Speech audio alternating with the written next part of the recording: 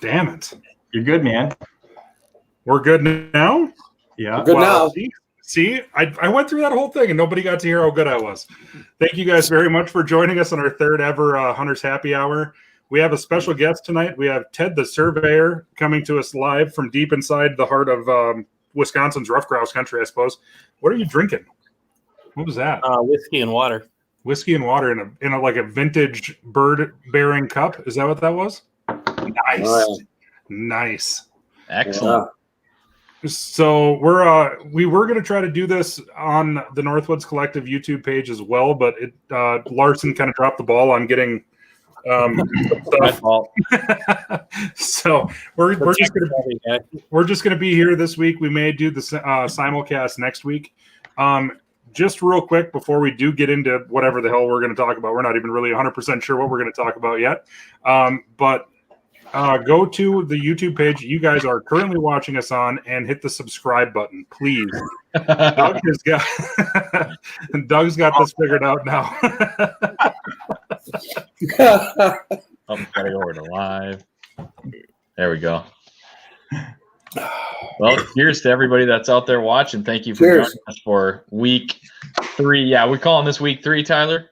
I suppose. I mean, it was you and I the first week, but we did get pretty drunk in honor of Ron. So yeah. Well, Ron got pretty drunk about 2 hours ago rehearsing a keynote speech, and he needed a little beer to warm up the routine. Nice. And I had to come in and eat and take a nap to get ready to go do this again. Who's still inviting you to be a keynote speaker? Solid question. Next year's NAVDA annual meeting. Oh wow! What's the locale on that? We're going to be in L.A. L.A. Really? Yeah, and I don't mean Lower Alabama. I mean Los Angeles. Yeah. That's pretty wild. So so I'm working up a comedy routine, because I don't think I do real good at being serious. But you guys will like it. I've even run it past Mr. Pierre, and he's going to run it past the board about maybe doing it before the keynote at the next Pheasants Fest. Okay, nice. That'll be the same routine. Yeah, I'm going to be refining it. It's really going to be poking fun at all the dog breeds with pictures, which I think is a piece of cake. Yeah, for sure. Yeah, there's definitely plenty of ammunition out there to make fun of literally every breed. And then the close person that's sitting to me in the audience with that breed, like if it's a wire hair owner, I'm going to give him a muzzle. If it's a Brittany owner, are you going to pretend to roll around on shit in the stage or what? Almost. if it's a setter owner, I'm going to have a gift for it, but I'm going to keep dropping it because I can't retrieve it. Well, the first few comments are really concerned about Ron's internet, but I think we're fingers crossed here, like Jeff said. Well, he's inside the house. He snuck in there without Sue noticing. I sent her out to her art studio to go make something. Nice. Yeah. So I got the house and I got the back porch right here with my ashtray, and I'm going to cut it down to 2 cigars. Really? Are you sure? That's only like 1 hour. I mean, I'm not sure how you can smoke as many as you did last week at all. I'll tell you what. Cigar, let's take 45 minutes to an hour. The real question is, how far away are the rest of them? Here's the rest of them. Hey, if you're watching Pete Gray, he's been sending me cigars. This guy's awesome. Jeez. And I actually asked him where I could get a certain, and I wasn't trying to beg, although it came off like that. So he sent me 5 more of those that I like so much. So actually, Were those the ones that you gave me while I was there? Yeah, you had one of those. Those are pretty good. Yeah, they're kind of sweet. Yeah. What are they? So, I don't know. They're just like some handmade, kind of vanilla-y. It tastes like the inside of some Cuban's thighs. A little sweet, salty. Yeah, kind of reminds you of the beach. You guys ever been to Cuba? Tyler, no, but I'd like to. Me too. Especially the cigar district. Right. Hey, is anybody else really behind on their haircut schedule, or do you guys shave your own heads, or what? No, I got. Well, Mine's getting pretty bad. I got hat hair because I can't take the hats off, but I keep telling my wife she might have to cut my hair. No, I'm about 2 weeks out, and I'm hoping the girl who cuts my hair invites me over to her house and does it. Okay. There's nothing wrong with that. Get your minds out of the gutter. Well, She needs a 6-foot extension for her clippers. Okay. You could always call Judy from up in Travers and have her cut your hair, Ron. Forgot about that. There you go. She doesn't even have that Weimaraner that wanted to eat you anymore. Oh, that was part. Yeah, what was my Weimaraner joke? Damn it. Oh, I've been giving out a staple gun to the closest short hair owner. I've used one several times. So anyway, haircut's gonna become all this stuff's gonna see. They don't realize what they've done to us here by locking us down. You know, Is there really 5 guys that are all over the age of 30 that none of us have to worry about our hair falling out? It's kind of Mine's that's already falling hard, man. I'm doing okay. We all need to get haircuts at some point, which is pretty good. I didn't see Doug's. Doug, where's your haircut? Let me see your hair. Oh yeah, you got good. got a mop. Not too shabby. That's a Labrador owner right there. Look at that hair. Right there. Ted, did That's Ted, some did you get the scratching dog in the forehead. woods today? Yeah, scratching the forehead, trying to figure out why in the hell didn't I get pointing dogs again? God, the bird jumped out of range again. Yeah, my pictograph for the Labrador is the Labrador in a chair reading a book, reading how to point. I hope this goes over and it's well received. Well, the Labrador joke will definitely go over well at NAVDA, at the International NAVDA meeting. Yeah, but it's I'm really. gonna start muting you now. Here, Ron. Here's the one for. See this? I like it. Balls. Hold on. This dog says, I'm gonna "I'm solve gonna it. I'm going to solve it, yeah. And then the bottom says, We can't read the bottom. Unfortunately says- for Rusty, the answer was picking your team. And they even got one of our dog names in there. Like, shout out to Rusty. "That's why I He's saved here by that my one." feet. So So what the hell did you guys do? Did you guys are you anybody working? Ted, you working? yeah, I'm attempting to work. The only real I'm self-employed and I'm sitting in my office in my basement right now. With the Yeah. impressive beer racks behind you. Oh yeah, there's a couple. So for me, I work alone a lot, and my work is still considered essential because it's tied to real estate. And I did have a It's couple. essential. Yeah, in Wisconsin. They're considering real estate closings and stuff like that still essential. So the survey services are tied to that, and they also fall under construction. So construction is still considered essential. So we're still working. Too bad you didn't go to barber college. You could really have a great job. Yeah. Hey Ron, you want to see my pelt? I'll show it to you. These claws do work really well for scratching your head, though. The only thing that's really changed for me is I have my wife and kids are at home, and so we've been juggling schedules and figuring out. I've really only done dedicated field work 1 day a week for the last couple weeks. I got a lot of office work backed up, so I'm working through that. But then I've had several folks call that say they were concerned about timelines and things like that. If anything is getting held up, and I would say the only thing that's really getting held up is like town board meetings. I need to go through town boards for approval of certified survey maps and things like that. So those meetings are being shut down or canceled, or they're rescheduling them, and they're figuring out a way on the fly to have them via phone or video conferencing like this. So Nice. there's a few unknowns, but for me, I mean, I have no employees, so I just have to keep myself busy. That's all. Where did that question? Was that Kyle? Yeah, Had a question there. bump. Dream hunting trip. Yep, there it is. Might as well start with Man. Doug.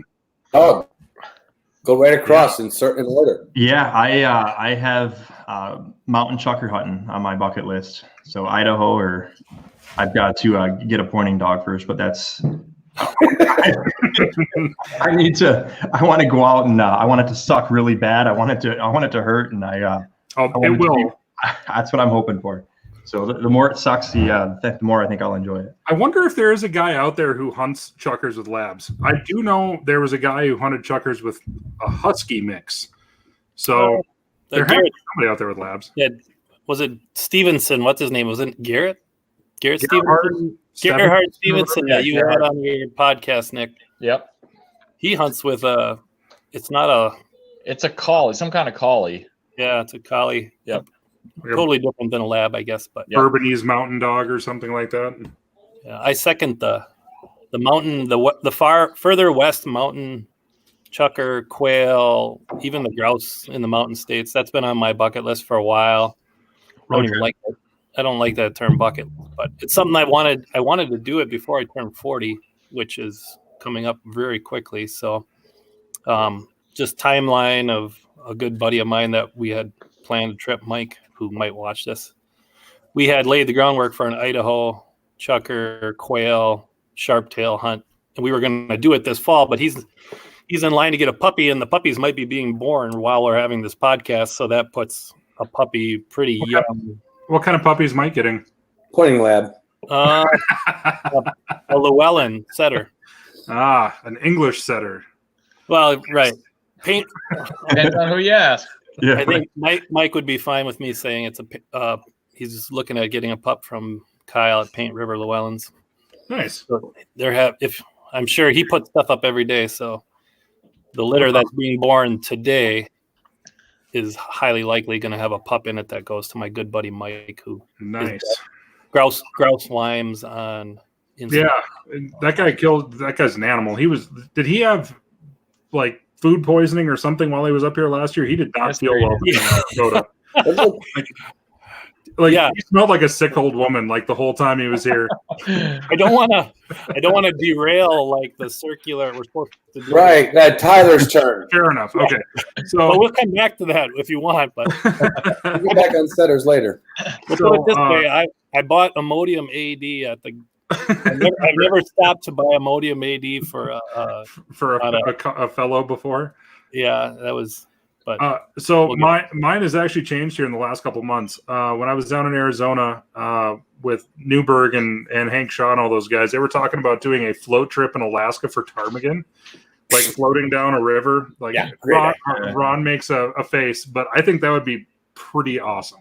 I'm floating down a river in Alaska. I want to bring a moose out, dude. Well, see, and that's what they were talking about is like a caribou / float trip with pointing dogs, basically. Yeah. So that'd be fun. Pointing lad, right, Ron? Yeah. Until you get there, like I did with those idiot Ranella boys, and there's not enough water in the river, and drag the vessel up down the river. Well, it wouldn't have been so hard if you didn't buy a whole second canoe for beer. Well, that's not even a joke. That's real. That happened. That's a true story. I had no way of getting it home on Alaska Airlines, so I had to give it to Danny. Brand new Mad River canoe. I want to go. If I want to go somewhere, I want to go to my buddies did it. I want to go to Scotland and shoot the glorious 12th. That's my just because I want to see what I look like in tweed and a kilt. Right? And a kilt.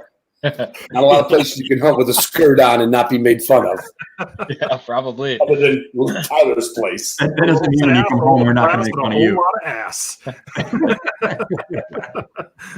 I would say for my dream hunting trip at this point, there's a lot on my horizon. There's a lot that I haven't done, so I'd certainly would like to experience a few different things. But I feel like Canada is kind of at the top of my list at this point, and that could be one of two things. The prairies of Canada, hunting sharptails and huns, really interest me. I've talked to a few people out there. That's more like central Canada, but then the New Brunswick rough grouse and woodcock hunting, kind of that classic traditional. From talking to people like Jason Curtis, they still have some of the like abandoned farms and the stone walls and like really, really classic grouse covers that you read about. So I'd like to experience one of those two things. ruffed grouse, Nick? Yeah. Yeah. I'm surprised that none of you three, anyways, said anything about the quail hunting down in Arizona. It really breaks my heart just a little. I want to do that. I want to do it all. You're probably going to do that this year, though, right? Yeah, who wouldn't want to step in a bunch of cactus and get a flat tire? That sounds like fun. It's not like that in the mountains, Ron. See, and Ron's always bitching about not being able to go down because it's too far of a drive because he wants to bring his bird dog. But he could just fly and hunt with somebody else's dogs and he'd be fine.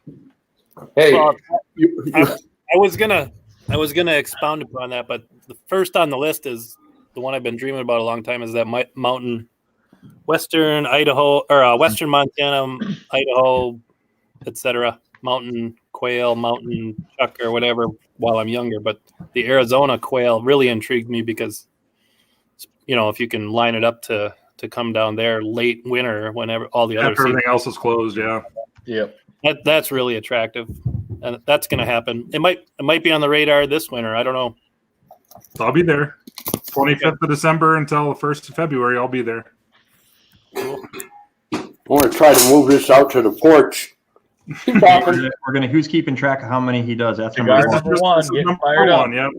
I got a pen and I'll start making hashtags here. Tyler Zimmer's got a question there. When you first started, I'll ask it for you guys because I'm not a podcaster, so or in the gear business. When you first started out in the Uplands podcast, how did you start networking or meeting people or new friends? I'll tee that one off.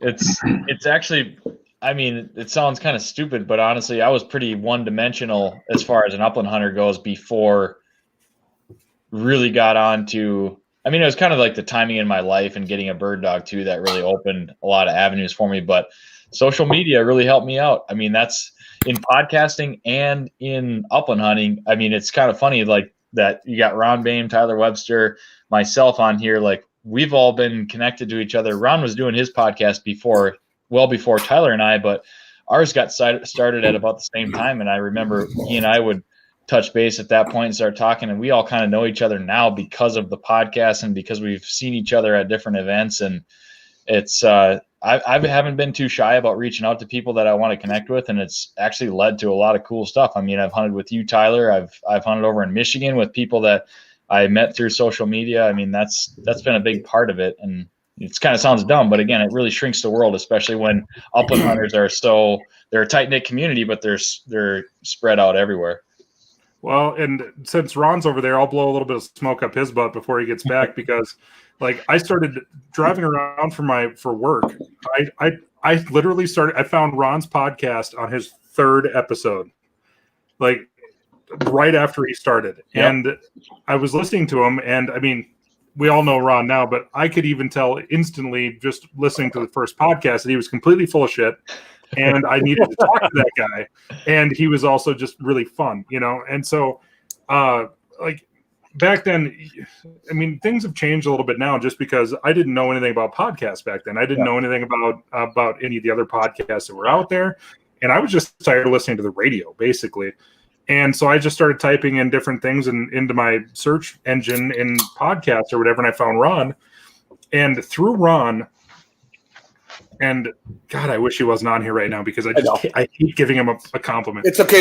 Look how much bigger my head's getting. My head's swelling. But I started listening to him right away. I sent him an email and instantly he told me that like within a few minutes he wanted me to come on his podcast, and we did that. And that was so much fun. And then I started listening back, and I started sending. I sent an email to Craig Jones, actually, a Facebook message, and that really opened up between just listening to Ron's podcast and then like talking to other people that had been on it, friends of Ron.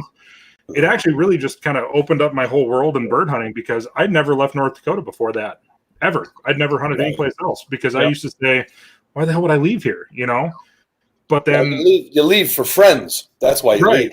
Right. Yeah. There's nobody else here really. But I mean, on top of that, like if I could just be just a sharptail and partridge guy and pheasant guy for the rest of my life, and I'd be fine at it. Like that's great, but that doesn't really make you a hunter for the most part. So reaching out and going to Michigan and going every place else, and now having my own podcast and everything else, it's like social media is a really great thing for upland bird hunters. And now, anytime that I'm going to be going to a different state that I've never hunted before, I'm asking for, like, I'm not asking for dots on maps, obviously, but I'm asking for some sort of advice on the birds that I'm going to be chasing. And who you can meet up with along the way. Mm-hmm. Absolutely. Yeah, and I'll chime in there to say, like, as far as the social media etiquette or whatever, I mean, I'm gotten to be good friends with Nick. We've hunted together a bunch of times. We've gone out to Tyler's place, hunted 2 years in a row. Yep. And didn't necessarily come out there to Tyler's place and said, "Hey, Tyler, show me what to do." I haven't shown you guys shit. Literally, you guys know more spots out here than I do. I think Tyler Zimmer, to answer your question, it's like, ask genuine questions, be genuinely interested in, be authentic, learning information, and just approach it. When you send, like, don't be afraid to send notes to total strangers. We're all normal people. Yeah. Or you could get yourself a rural route mail route, write me an email, and start your own podcast. You'll be full. You'll be full. I went on. I'm looking at a tablet, but I went on the YouTube live, and I see you're from Omro, Wisconsin. I mean, that's 2.5 hours from me. If you sent me a note and said you were coming up to northern Wisconsin to grouse hunt, I'd probably point you in the right direction. I mean, that's what we're getting at. And we're talking northern Wisconsin grouse hunting, which for a lot of hardcore grouse hunters all over the country, it is the destination where they talk about that is their dream hunt. So, I mean, that's just an example. I've never turned down an opportunity to at least point people in the right direction. You know, if you I'm never going to send, I don't send people pins, but if somebody, and I've had this question a lot just in the last couple of weeks, because this is the time of the year where we're all planning our trip for the fall, right? Mm-hmm. So I probably had 6 or 7 guys that have gotten a hold of me. And the first question I always ask them is, what is your goal for coming up to North Dakota? Like, are you looking for hunts? Are you looking for pheasants? Are you looking for waterfowl? And from that, I'll give them like a really good general area. I'm not going to give you, like, I'm not going to send you my Onyx pins, but I will give you, I will put you in a spot where you're going to, like, I want you to succeed. And that's the best thing about most of the real bird hunters out there, is that we want to see people have a good time. Like, we're not going to send you to shitty spots. You know, we want to see you guys have fun and come back. Yeah, and I would tell you that, with the exception of Ted, who I basically met on Wednesday, each one of these guys was a random Facebook message, or I think Ron had picked up the phone and found his phone number on Facebook and gave him a call back when it was still there. But I think Ted kind of hit it on the head. You know, social media is just that. So be social, right? And I think having a little bit of genuine authenticity in the questions that you ask, and being, you know, like Ted said, being super genuine. But all 3 of these guys, it was a question or a comment, and a lot of it was just going out and reaching out and saying, "Hey, listen to your podcast, great, you know, I thought it was a great job," and asking a quick question. And I think everything kind of starts from that point. I think the first time I talked to Nick, and he probably doesn't even remember, I was looking at a Fox Savage gun, and I knew that he had just bought one, and he was doing a ton of research on it from his podcast. And I shot him a quick message just to kind of ask his feedback, and it kind of started from there. And I don't remember exactly, Ron, it's been over 1.5 years now, but I remember his started with just a phone call, a random phone. Let me tell you what that phone call was. Hi, Ron, my name is Doug Perenchio. Well, he couldn't even. Perineum. It's like millennium, but perineum. Paraplegic. I don't know. Anyway, he says, big fan of the show, but I got to tell you, your Instagram sucks. Do you want some help with it? That was his words. Is that a direct quote? That was a direct course. Yeah. I love your Instagram sucks. Do you want some help with it? I think I said it forcefully inhales, but I don't think I said sucks. I think you said You said something to the effect of, if my podcast was a hooker, you'd have to pay me. I can't speak for Ron and Nick, but I know that everybody gets like, I've had a whole bunch of people sending me messages and they're always really surprised at the speed in which I reply. And I just keep on telling them, it's like, well, I'm just a bird hunter sitting here on my couch. Why wouldn't I reply right away? Like it still blows me away that people are like, oh my God, I can't believe it's actually you. It's like, the fuck do you mean I can't believe it's actually me? Who do you like? I don't have a social media guy. Like, I'm just some peckerwood from North Dakota who drinks too much and likes to go chase birds a lot.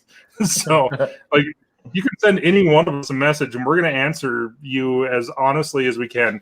Even if it's, we don't know what the answer is, we will get you in touch with somebody who can answer the question. I'm watching these comments online. Tyler Zimmer, I see you have a cabin in Phillips, which isn't far from me. Grouse. Are you talking Tyler Zimmer right now? All over him. Well, I'm answering the question. I'm here to supply information about northern Wisconsin. That you work for the Chamber of Commerce? Tyler, here's a good way to network.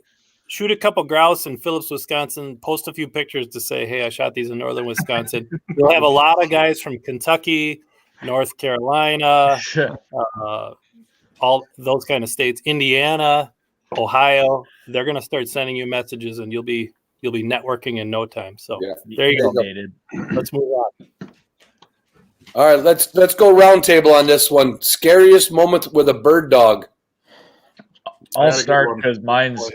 I don't really have one. Like I remember the most scared I haven't had any bad accidents, so I'm knocking on wood here as I say this. But I remember the first time that my buddy and I were hunting, and his dog.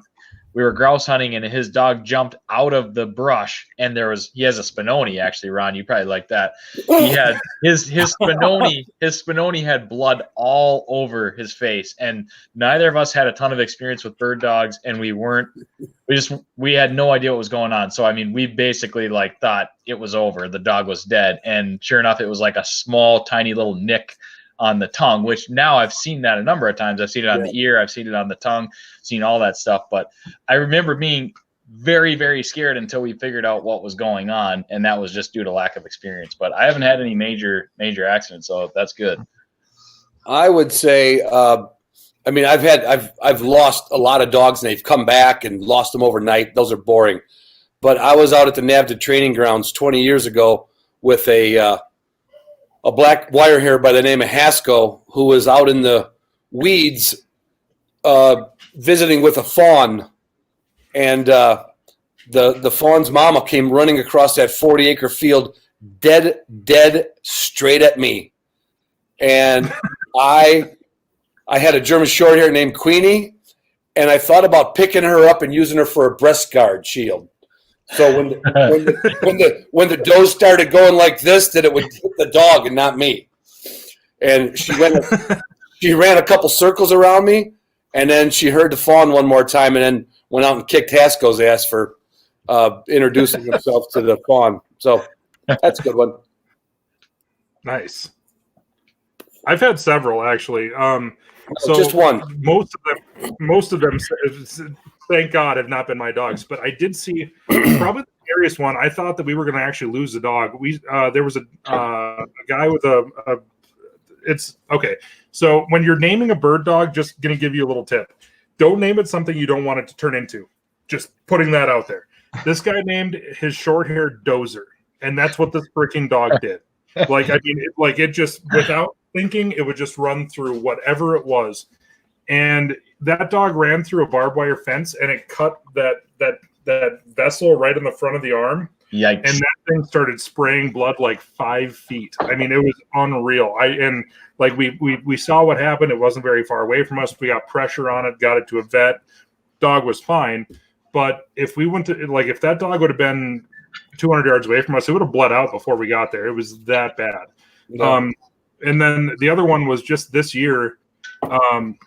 My dog Rusty cut his tongue. You guys seen that picture on Instagram, right, Nick? A lot of blood.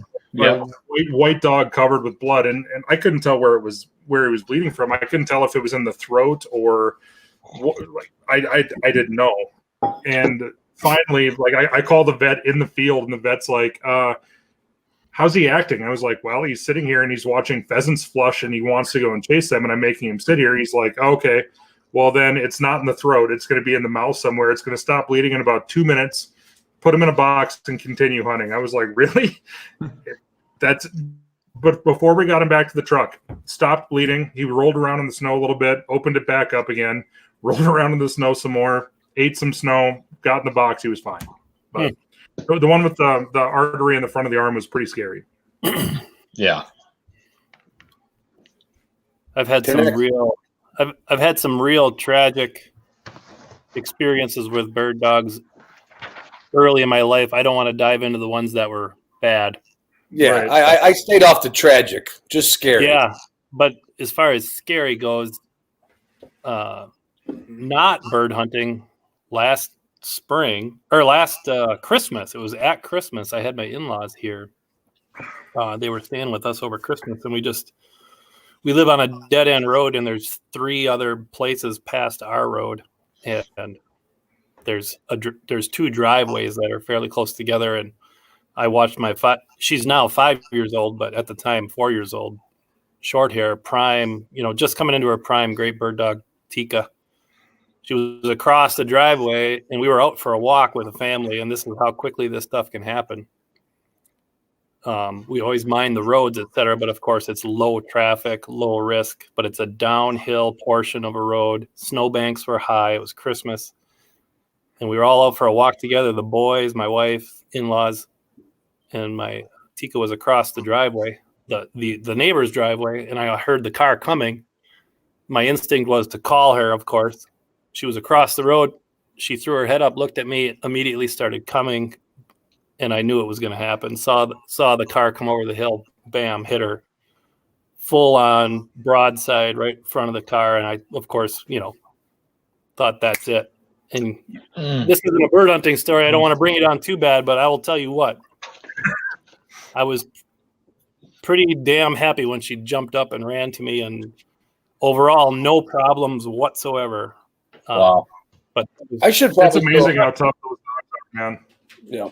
Doug, yeah, you're when you want to talk about scary Joe, Les Meister, that was pretty fucking scary. I'll just say that.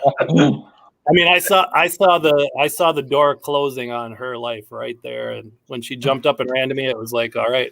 And I took her down to the vet just for fear of internal injuries. The car was going only like maybe 30 miles an hour, but I mean that's enough. If you hit 30 miles an hour, I ain't getting up. I'm telling you. And you want to talk about a sad scenario? My instinct was I'm picturing this playing out. Here the in-laws are. We just did Christmas presents at our house, and we took a walk all for fun just to get out. And this happened, and just anyway. Let's move on. That was real scary. That was scary. Doug?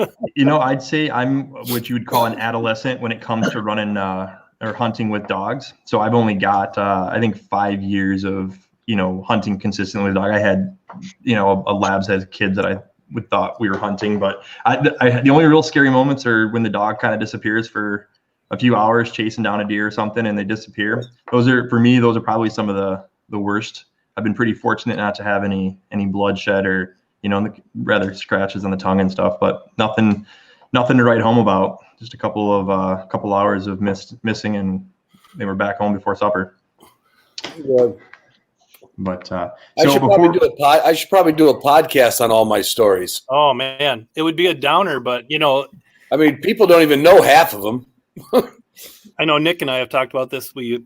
A good buddy of ours lost a dog in a tragic way this fall, and to talk about that stuff is tough. And it is a downer, but it's something that's real, and it's something that before people buy a dog, and if you don't have one and you buy one, you got to realize, I mean, that's a member of your family, and in some way, shape, or form, you got to mentally prepare for a first aid kit, like taking care of injuries that could cause a tragic accident, like stopping the bleeding, basically. Mm-hmm. You know what? Always have that gear on you. I would like to say that don't let that be your barometer for buying a bird dog, because you'll scare yourself out of buying one. You could, yeah. You're better off just dealing with your first tragedy or scary moment, and then your buddy might be able to say, I've been through it before. We'll probably find the dog back here later. Because man, the dogs, they're like, it's like raising kids that literally like grow to be teenagers, but they only have like a 3-year-old mentality. Right.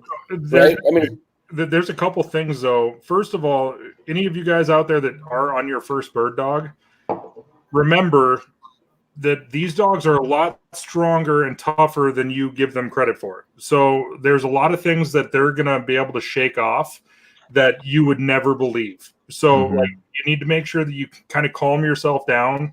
Like, I've seen dogs literally impale themselves on beaver sticks and like no kidding. I've seen guts falling out of bird dogs before. Totally fine. You wrap them up in a jacket, take them to the vet, they get stapled up, and like a month later, they're hunting. Like they're seriously really, really tough. But with that said, I am such a big baby that I was driving around last year on my mail route, and I started thinking, it was like, oh my God, Rusty just turned 6. His life is half over. And I'm no kidding, I started tearing up. So I have no business talking about this at all, because like they really are my family. In fact, I talk to them so much, I even have their own voices that are stuck in my head. You're probably not alone in that, Tyler. Right. We got any more questions, or is nobody showing up tonight? There's lots of them. We're just long-winded explanations. Yeah. Gotcha. That's a good last name, Burkabile. How do you pronounce that? Burkabile. The All right. the K, the E, and the B are silent. It's just bile. I call it Gene. I think it's like more like Burkabile. No, it's not Burger. It's not French. It's not French. Jean, is it French? Somebody Jean. Not Jean. Jean Burkabile. Jean Big Bill. Ron got more hunting experience than any of us because he's 100. So we should let him go last. So Doug, why don't you start? So I have I've never had more than a 3 grouse day, and being that I've only hunted grouse in woodcock, that would probably be my best day for just bag limit. Best day overall hunting is I got to take my 5-year-old out grouse hunting with me this year, and he got to see his first grouse flush out. No shots were taken, but just the sheer excitement that he had with the grouse flushing, because of how close it was in proximity, and him screaming at the top of his lungs, "Shoot it, shoot it, shoot it!" Best day of my life. Best day. Maybe not my life, but best day of field. Do it, Ted. Oh man, I tell you what, It's got to be shorter than the last one, Ted. Yes. And Okay. happier. That doesn't tell short stories. I can't start crying already. We're only 40 minutes into this thing. I thought I was the special guest here. That's true. Gene, I could give you the copacetic story and say, every day I get out hunting is the best day. But everybody, you kind of go. Sorry,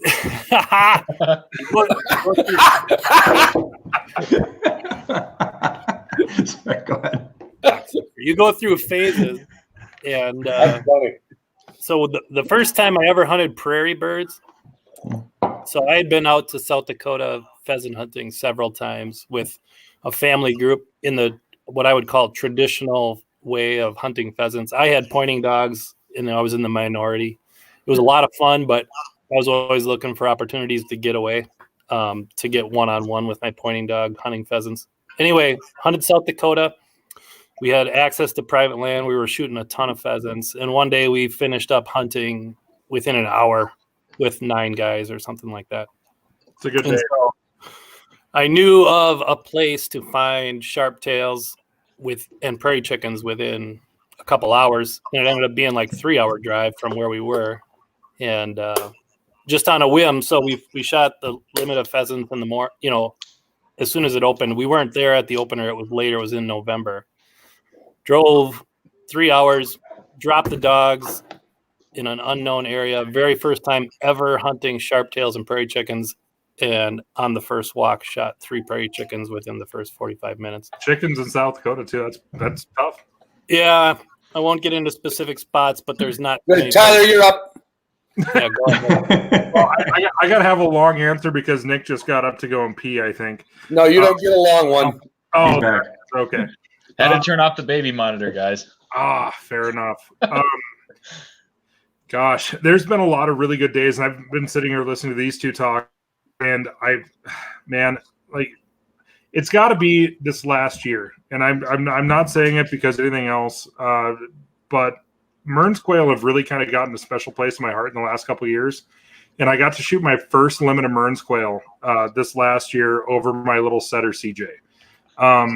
It was like we were hunting in the snow. It was cold in Arizona. It was absolutely awesome. I think we shot 14 or 15 Mearns Quail between two of us, which the limit's 8 per person per day. Legitimately, we stopped, we only hunted one covey. We shot covey rises, never chased singles. And I shot a limit and the other guy shot 6. I'll remember it for a long, long time. Go ahead, Nick. All right. I will talk about a day this year. Hard to, honestly, yeah, pretty tough to, we all have, even however long you've been hunting, we all have a lot of memories, and it's all of them, that the collective that really adds into the why you love it so much. But as far as best days, I would say that we had a day I've been gathering. I think we're in the 5th year in a row where we've been doing this low life grouse camp where I meet up with my buddies Garrett, Mike Groot, Jay Dowd, and Sam Glassbergen, and we've hunted in Michigan, Wisconsin, and Minnesota. Last year we were in Minnesota, and we had a day where it was early November.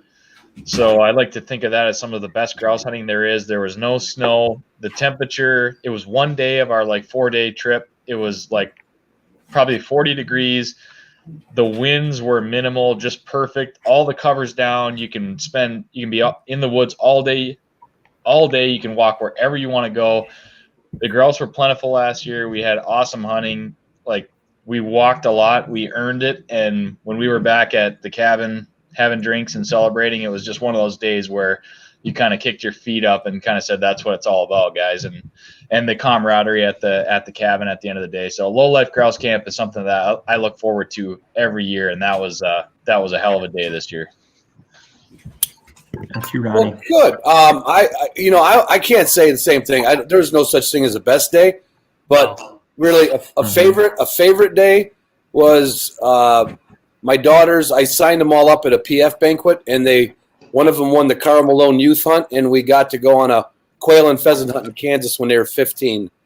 My twin girls and my youngest daughter was the videographer, so that was probably the best hunt I've ever had with family.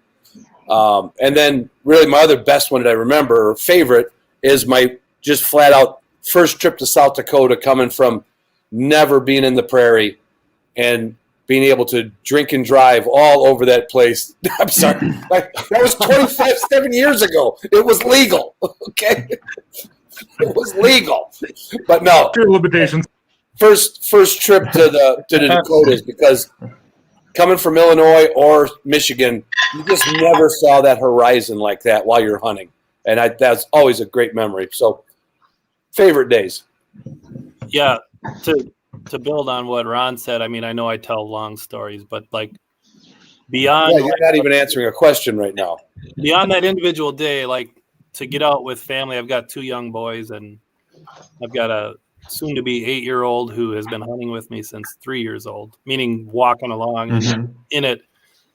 Those days are, they're starting to pile up now, and I'm having a hard time remembering them all. But when I can get out with the boys and family, and I've got brother-in-law who I know is watching now, who's got a son that we've been out together, and those days are, those are days to be treasured for sure.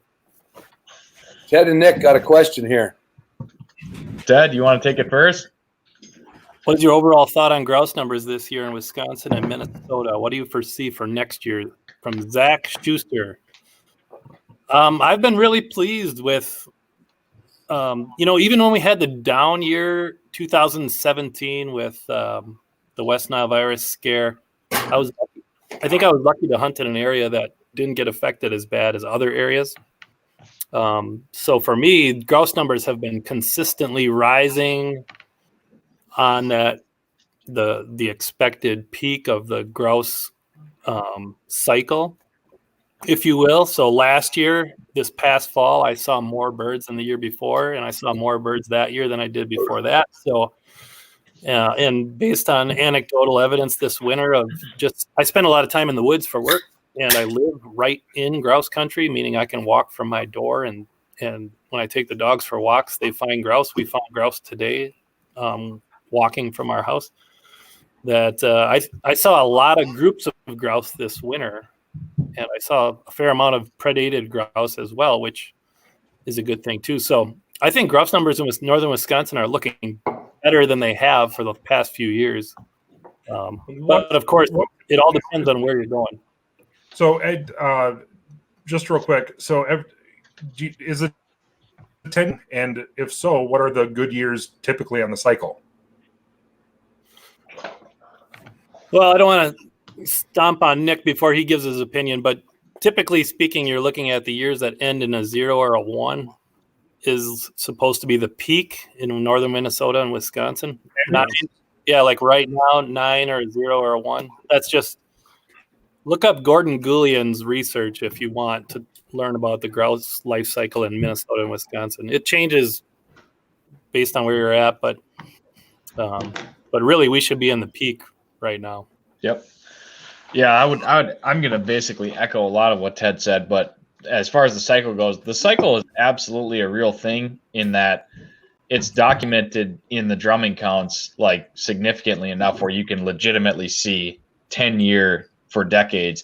There's a lot of, I think, speculation and questioning these last few years with, as Ted mentioned, 2017 was a serious West Nile scare across Minnesota, Wisconsin, and Michigan. And there's people starting to kind of question the cycle a little bit, but there's pretty good scientific documentation of drumming counts showing that cycle. But as far as last season goes, similar thing. 17 was unusual because we had super high drumming counts and the fall numbers weren't that great. Then I saw a bump up in 18, and last year a significant bump up for me hunting in Minnesota and Wisconsin. I was really happy with the grouse numbers that I found basically everywhere I went. It felt like a year where you could try a new spot, and if it had halfway decent cover, you were getting rewarded for that. So I had a really good season last year. Also, like Ted, living in grouse country, we had, from my anecdotal experience, a very good winter for grouse. Got a lot of snow early. Didn't have many cold snaps of like really, really brutal weather. And I'm starting to hear things like Ted is saying where people are seeing lots of birds this spring. So that's a long ways from next fall. And two key things that are going to happen are the hatch. Obviously, spring weather is a big deal when you've got grouse chicks hatching and woodcock chicks. And then West Nile, like it or not, I think we're realizing does play some role in what you find in the fall. How big of an impact that is on the fall numbers, I think, is very much in question, and I couldn't say one way or another on that. But there's a lot that needs to happen before we hit the woods next fall. But right now we're setting up for, if we get some favorable conditions for a hatch, I think we could have another bump up, and that would be really, really good next fall. Yeah, I'd say so, if you're on the fence about planning a grouse trip to northern Minnesota or Wisconsin, thinking our number's good, I would say go to Michigan, but if you want to come over to Wisconsin or Minnesota, that's fine too. I like seeing those out of state. Go to Wisconsin. Yeah. I got two more questions though about that because I don't know anything about grouse. Tyler, sorry, we have guests that have questions. I understand that, but I have questions too. Go ahead, Tyler. I'm curious, Tyler. Here comes the depth, Ron. This is the depth. This is diving deep. So Tyler's a podcast. He's learned from Ron. For the winter for the rough grouse, like what do they like for winter weather? Go for it. A lot of snow. Fluffy, deep snow. Roosting? Yeah. So there's, if you imagine yourself drinking too much, Tyler. I can foresee it in my very near future, to be honest. Picture yourself drinking too much. Would you rather pass out on a frozen, snowless driveway, Or would you rather pass do out that. in a snowbank with about 3 feet of Yes. snow around you? Right. Totally want to do the second. I mean, I'm full of these really good analogies. So, like, I like it. Okay. the grouse Let me- want deep, Last fluffy question. snow. Let me They got it in November. They got it by deer season in November. By Thanksgiving, they had roostable snow in Wisconsin and Minnesota. I got a question though, guys. Hold on. Hey, You made the analogy. Ron, we have people asking questions. Shut up. I don't like the analogy of falling asleep on hard frozen ground or deep snow because I want to be found if I fall asleep on the snowbank. I don't want to be in the snowbank. Okay, that's all. Go. Fair enough. Well, you can breathe under the snow. And then the second one is there any talk about reopening your guys' late season for the foreseeable future after the West Nile scare? No, it's not on the radar. Okay. Sounds I'm That's afraid, it. I'm afraid to say it's going to be, once it went away, it's going to be hard to bring back. I'm going to limit my comments to that because That's fine. I was just That curious. was a debacle. it's political. Here's a good question. Start from the top. Oh, I like that. Let's keep it short. I don't have a favorite shotgun. It's whatever one I'm hunting with. I like that answer. I like that answer, Doug. Me too. I will say I am preferential to the 16 gauge side by side. That's all. From there, the brand doesn't matter. Just grab it and shoot it. I got some shells for you too, Ted, when you come up here in September, if you do come up again. Yeah, send me some in the. We'll get a hold of them somehow. Yeah. I'm interested in those Boss shells, Tyler, for sure. Yeah, I got some. So like, I don't have a favorite shotgun. I have a favorite gauge. I like 20 gauge or 28. Other than that, like I got a semi-automatic. Franke Affinity Premium Legacy thing, whatever, with a fancy receiver in 20 gauge with a 28-inch barrel that I really like a lot. Go for it, Nick. All right. If anybody listens to the podcast, they will know that I've become kind of enamored with side-by-side shotguns. I'm into that sort of thing. Love it. And my favorite one is one I picked up last year, and it has a lot to do with how well I shot it compared to some of the other side-by-sides that I've shot. It's one of the newer Savage Fox A grades, 20 gauge side-by-side, straight grip, double trigger is kind of the classic configuration, and I shoot it really well, so that plays into how much I like it. It's one of my favorite guns, and it's 1 out of actually 20, right, Nick? What's that? 1 out of 20, right? You shoot it well. Yeah. I've seen him shoot. It's okay. It's actually the gun is actually in Michigan right now. It's in the workshop right by you, Doug. It's at Dell Whitman's gunsmith shop. He's doing a little bit of work to it. I'm going to get it back hopefully pretty soon, but I'm excited. Yeah, you might get it back next year. I got one there for 2 years. Well, maybe you should call up Dell and ask what the status is. Yeah, that's a sure way to put another month on it. Don't piss off your gunsmith. That's true. I just let him work. Mm-hmm. We saw Ron's gun when we were there, Nick. We did. Yeah, I checked it out. Did you guys play with it at all? No, we Were you able to shoot it? no.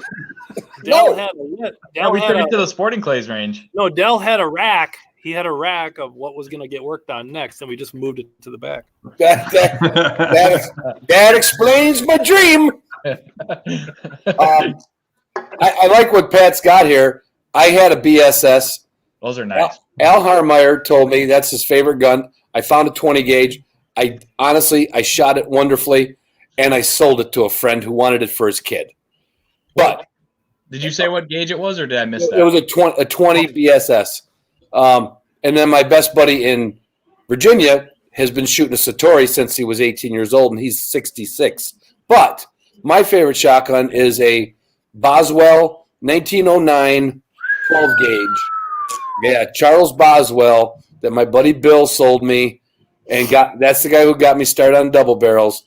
And I don't use the gun a lot, not because it's strong as hell, but it's just so gorgeous. It opens and closes like a pocket watch. Right. Is it like 6.5 pounds kind of thing? Yeah, and Like a real English 12 gauge? yeah, you push that lever over, and the gun just opens, but it doesn't fall open. And you close it, and it's effort. It's unbelievable. I don't know how they could make something that good. Yeah. Yeah. I seen you shoot your AYA over here, Ron. You shot that AYA pretty well too.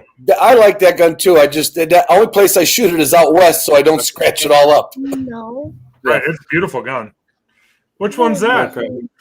This is Hans. This guy has seen quite a few grouse die. No. He usually misses, doesn't he? He usually misses them all. I don't know why. The honesty out of kids. We need that kid back. Ted, you just go away. Hey, Ron. Yeah. Good answer on selling that 20 gauge to the guy that wanted it for his kid. Let's have a sociable. Yeah. Cheers. I would really like to get one of those PSSs. If anybody does have one 20 gauge, I would buy one. I've never seen one in a 20. That would be a nice little. Yeah. You can find them all day in 12, but 20 is hard to find. Yep. And here's the sad part. Didn't Scott Caldwell have one down? What's that? Didn't Scott Caldwell have one down in North Carolina? He had a BSS that we shot that day. Somebody had 20 gauge. I think so. I want that gun pretty bad. That gun is, believe it or not, in a gun safe in my basement from a friend who lives in New York who can't have his guns there. And the son that he bought it for isn't using the gun. So that thing might come back into my possession again. You ask him if he wants to sell it, I'll buy it. No. No, I'd like to hit a bird again. Ron will leave it to you in his will. He's got another 3 or 4 years left. 100, 103? Well, only if he settles down on the cigars. Yeah. Maybe. Well, he's only on his first one. Look, I quit the cigarettes, man. 2 weeks. Dude, seriously, I'm very proud of you. I really am. 2 weeks. The first time that I met Ron, he was up here and on like a 2-pack a day Swisher Sweet habit. And it was impressive. And then he's a teenage boy. And then he used cigarettes to get off of the Swisher Sweets. And then he was on cigarettes for like 3 years. And then he's using cigars to get off of the cigarettes. So, but seriously, me and Ron have talked about this a lot. Just is exactly like the fact that I need to lose weight. So him and I have been kind of we've been cheering each other on a little bit in the last couple of weeks. I had to quit inhaling. That's the bad thing. If I end up with mouth cancer, so what? Of course, that would kill me. I couldn't talk, but that would be bad. I'd have to learn to type like a son of a bitch. But no, I've always smoked cigars. It's just I went from little ones, and then sometimes on a car ride. You've been in the truck with me, Tyler. I could smoke. I thought I developed an impressive smoker's cough after riding around with you all the way back from Virginia. And in fact, it may not have been smoker's cough. I may have actually had COVID-19 after riding on an airplane because I was sick as peasant pest. And I thought that it may have been because of the Project Upland guys took me out to go drinking on the night that we got there. Nick, Larson, goddamn. Yeah, then you got really sick. When Sam from the Wyoming Wildlife Federation, Sam Stein, who hopefully is watching, and if not, we definitely need to have him on because Sam's pretty entertaining. Trouble. When he started suggesting that he is trouble. When he started suggesting that we should do shots, and I told him that I was drinking shots on ice, I was like, it's just time for me to go home because there's no good way this night can end. But Ron, I don't know how many packs of cigarettes he smoked from Virginia to Michigan, but it was a lot. I was coughing for some days. So I'm excessive. I'm very excessive. I am too, Ron. In everything, personality. Hey, Doug, did you have we're approaching an hour. Did you want to talk about, were you guys going to do giveaways? Oh, we have a $25 gift card for Pike Gear. Yes. And moderating here.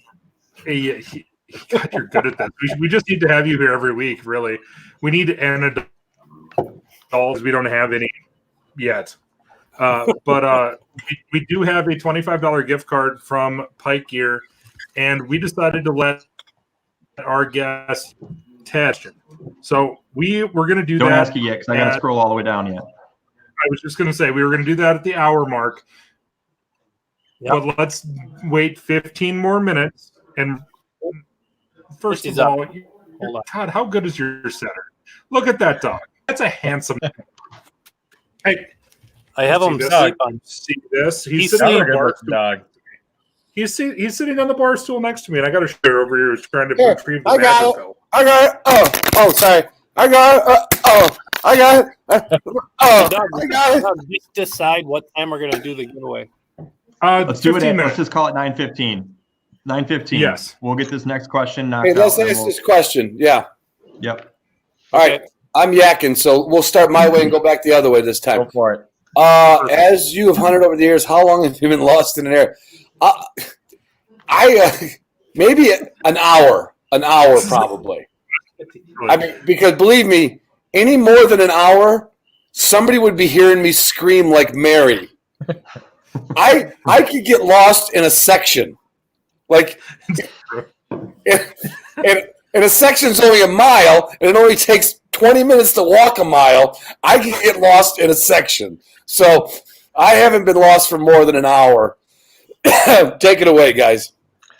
I haven't been lost for a long time either. I'm obviously a lot younger than Ron, so I grew up I grew up in an era where we had a little bit more technology working to our advantage. These days, I don't really take any chances. I've got a GPS, I've got compass, I do most of my navigating on my phone, but obviously I don't trust that to the survival of my life, so I carry a compass and a GPS, and I'm pretty good about that. So if I get turned around, I mean, there's a saying, grouse hunters don't get lost, they just get turned around, which I kind of like that. I mean, I wander in the woods a little bit, but I always know which direction I need to head to get out. And honestly, looking at satellite imagery when you're in the field, it definitely prevents getting quote unquote lost quite a bit. So that's a nice resource that we have, but I don't really take any chances with that. And Cheer, real quick, I started with a sextant. Right. I mean, I don't know how you guys didn't get lost more often, Ron, to be honest. Like, I don't know how you did it. All the time. Yeah. All the time. That's a surveyor's tool there, Ron. I thought Ted might pick up on that. I have no idea what you just said. I thought it was like some word you just made up.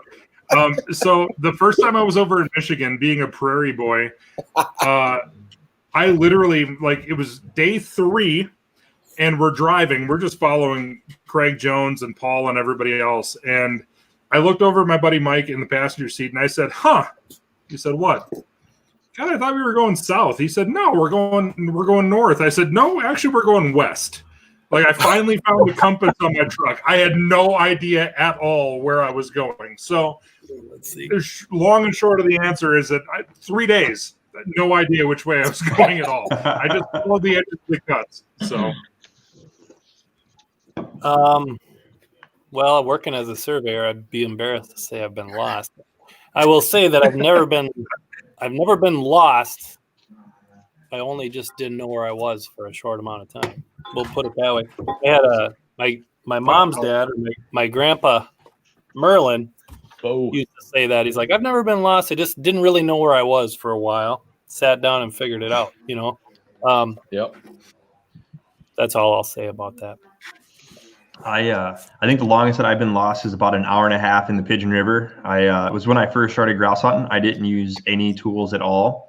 I just would open up the tailgate and aggressively chase after a lab that I had barely trained. Good idea. And got turned around really quickly. And by the time I finally caught up with her, I was quite lost. So it was I'd say it was an hour and a half, but it was probably more like 2.5 if I were to be honest with myself. There was an hour and a half where you were really scared. There was about an hour and a half that I was really scared. You were just kind of scared. Yeah, and then I have not. Well, one of them I was chasing after a lab, so I didn't realize I was lost until I took some time and stopped. But I have not marked my truck since that day on my GPS. Well, so it's never happened again. And I will say, I mean, Doug's in the business of selling these alphas and ways to find your way out of the woods. But marking your location when you start, if you have a GPS, and if you don't, if you have a compass, I'll plug a UP of Michigan company. Marbles Compass makes a real basic compass that you can clip on your vest. Just always remember, if the shit really hits the fan, you know which way to head to take it out, and then trust your compass. Yep. Yeah. I'll tell you that the next time that I go over to the UP of Michigan, I will have a compass, because the last time I was there, we were hunting, and Craig actually marked the truck on his whatever it was. It was a Garmin Alpha, whatever. And there was so much iron in the hills that it actually screwed up with, like, it started screwing around with the location. So we started walking back. We were hunting right up along the Two-Hearted River, and we started walking back, and we just kind of got turned around. He's like, oh, well, the truck's only like 160 yards this way. And we walk over there, get to the spot where the truck's supposed to be at, and it says the truck is 300 yards this other way. And it's like, okay, this is a problem. And so like when we got out of the truck, and I'm not used to not knowing which direction I'm looking, but it was gray skies. There was nothing to tell you which direction you were looking at all. And we finally just had to stop, stand in one place, shoot up into the air a couple times, and wait for one of our buddies to come find us. Otherwise, we may still be walking around up there in the UP of Michigan. It was but I will have a clip-on compass on my shoulder strap the next time that I go out in the UP for sure. Yeah. By the way, I just want to tell everybody that Rusty just decoyed Bo all the way over to the door. Bo jumped up here on the chair and was sitting here. And then Rusty ran all the way over to the door and started barking so that Bo would come over there. Then he ran back over here and sitting down in the chair next to me right now. So he totally eked Bo right out. You still got the sun shining out there, Tyler. It's dark here. It's beautiful here. 8 o'clock, and the sun won't go down here till almost 9 o'clock tonight. We've got a ton of questions but I will just a quick story to talk about being at Tyler's is that Rusty is a smart dog. I accidentally opened a bottle of bourbon and dropped the cork on the ground at Tyler's place one time. Rusty came and grabbed it and just took off with it like it was normal. Like, when you open a bottle of bourbon, throw away the cork. Yeah, expect to drink the whole thing. Rusty, is that true? Is that true? Oh, there they go. Anytime that Bo gets close to me, Rusty's going to try to deke him. Now Ron left, and you got a question for him teed up there, Doug. I know. Ooh. Didn't he answer? Oh, come back to it.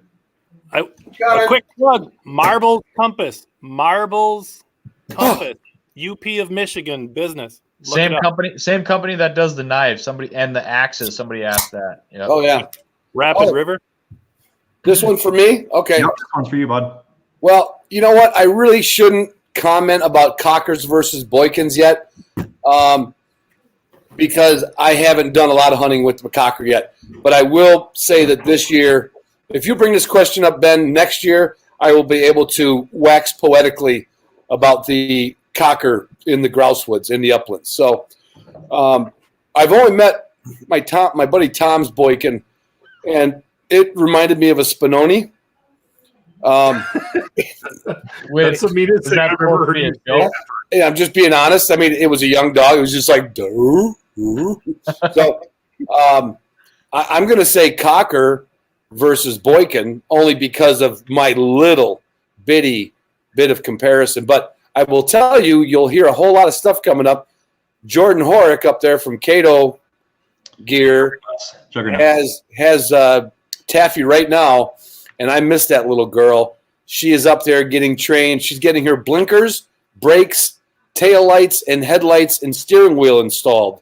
And her GPS home. And her GPS is good, except when there's no brakes, you know, GPS don't work. Yeah. Did you guys? Yeah. Yes, Scott. I did get out and see a little woodcock dance. Yes, I did. Bo. So we've got 6 minutes before we do our giveaway, but so Kyle wants to go. Yes, well. Hang on a minute. I'll be right back, guys. Yeah. Yep. Copy that. I had to go check the oil. What? Come on now. No, I'm out here. Yeah. So Kyle has a 3-year-old Brittany and is looking to get a setter in the next couple of years. Any advice for do's and don'ts with bringing another pup into the mix, training, hunting, or otherwise? What's up, Kyle? Get out here.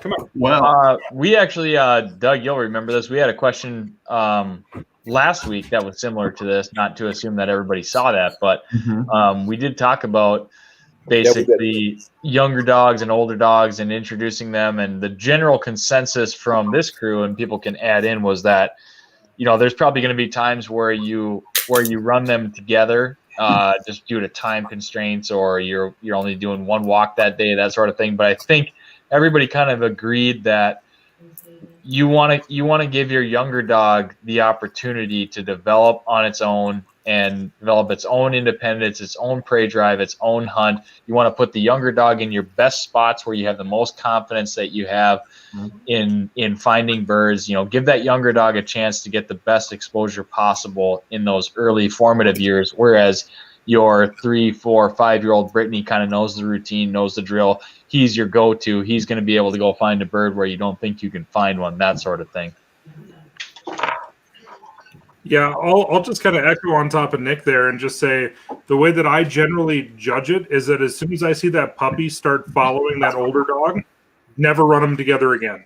So, there is some things that those young dogs can learn from the older dogs, and most of what I want to see those young dogs learn from an older dog is just trying to figure out where birds are likely to be. So, about being a prairie bird hunter. So, out here, we're very much objective hunters. Like if we see bushes or whatever, we're going to go and hunt those bushes. And so having that young dog running with the old dog and then all of a sudden running into birds, they're going to start a silver with birds. But eventually that young dog is just going to try to follow that old dog around. As soon as you see that, get him out of the field and start running them separate.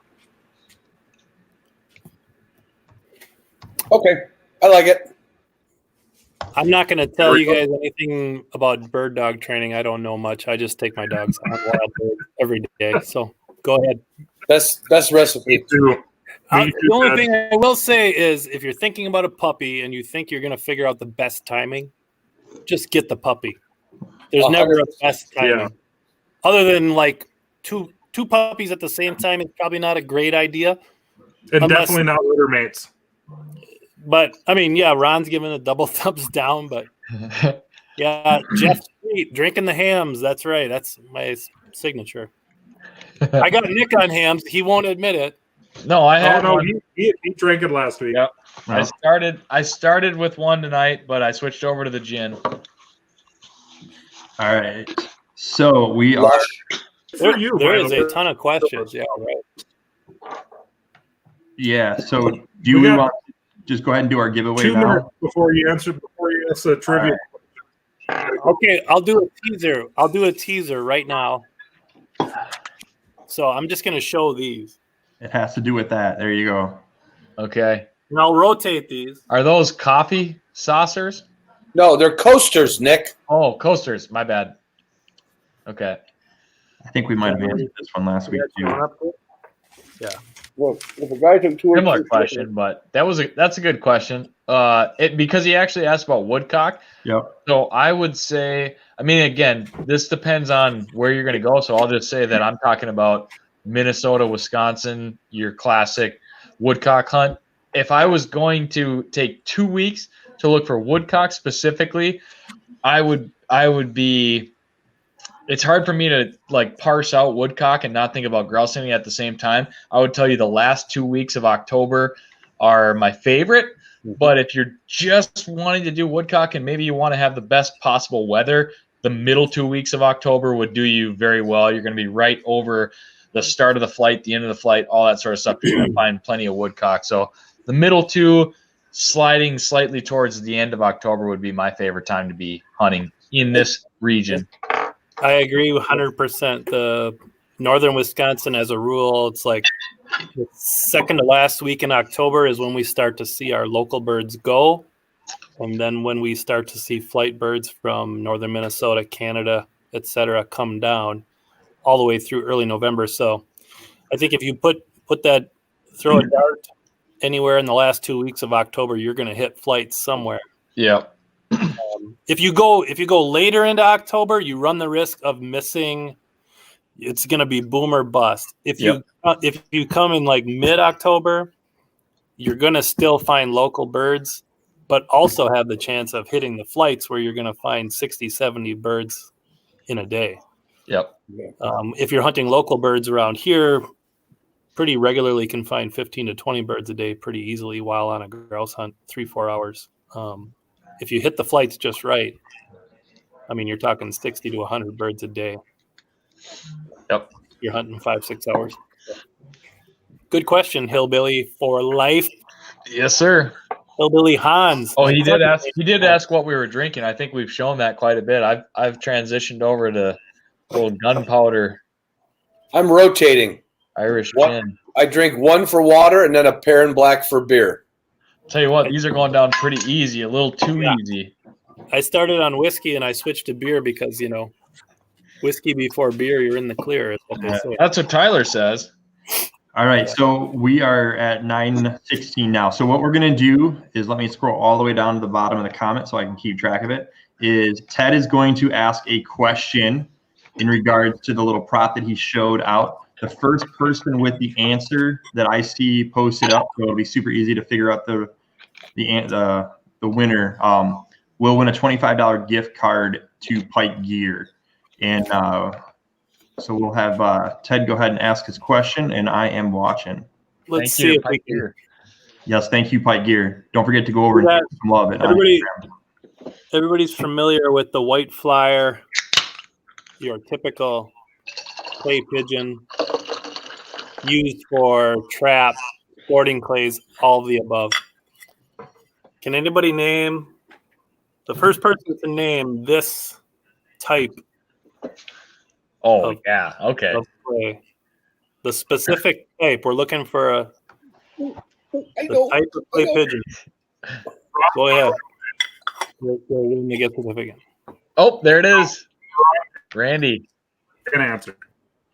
All right, Randy. We didn't say you had to get the spelling right. I was just I gonna don't- say, I don't are we know gonna if you count, spelled it right.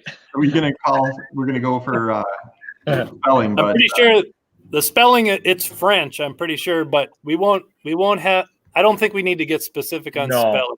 No, I think Randy earned that one. No, hey, We're gonna find out who's got Which Randy? I'm Randy Herline. Herline. Nice. Oh, Perrin. Randy's my neighbor. That's one leg Randy. one leg Randy. Tell that He's just- story. What's up, Randy? The Batu. The Batu, correct. So my local sporting clays place here with, we've got 50 members or whatever. You'll see this one when I run my sporting clays course here. You'll see this one is what they call a diver.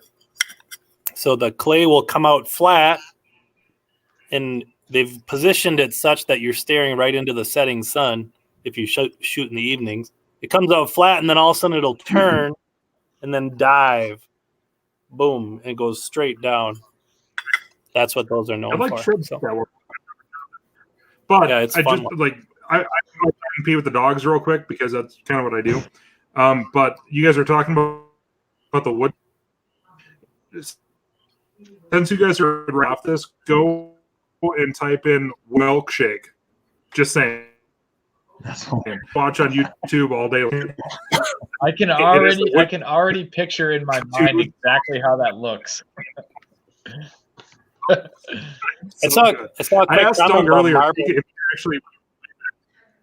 marble production being moved to China. I don't like that. What girls do? I did see that. The Oh, marbles production being moved to China. I don't know.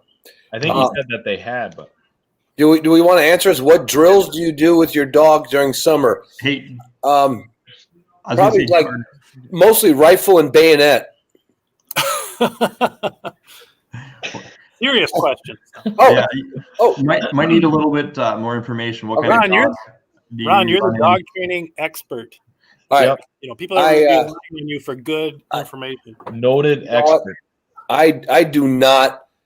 I don't do a lot. Okay. I look at it this way. I put kind of kicked almost, out for a second there. I put almost zero effort into high school, and I still passed.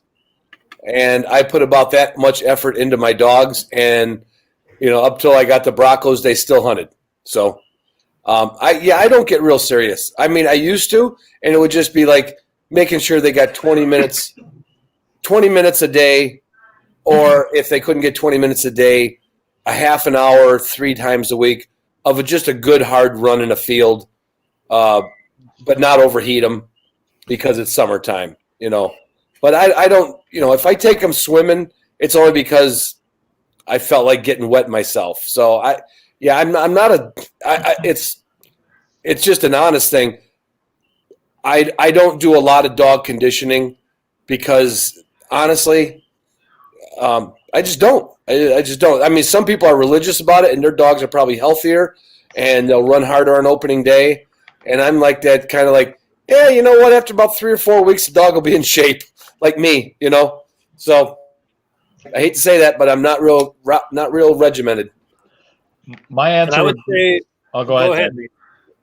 I would say Ron's answer is right on the money from my observation, 90%, 90% of the hunters out there. I mean, let's be honest, how many guys, there's not a lot of guys hunting 60, 70 days a year that live in grouse country. The majority, I would say, of Ron's listeners and Nick's listeners and Tyler's listeners, the main thing is just have your dog in shape as hunting season approaches. Do not let them get fat. Don't let them get fat, and they'll be fine. Yeah, but what I'm doing with my dog is I'm exposing them to wild birds as much as possible, which ends pretty quickly here, middle of April. So leash laws come into effect, so I can't get them on wild birds.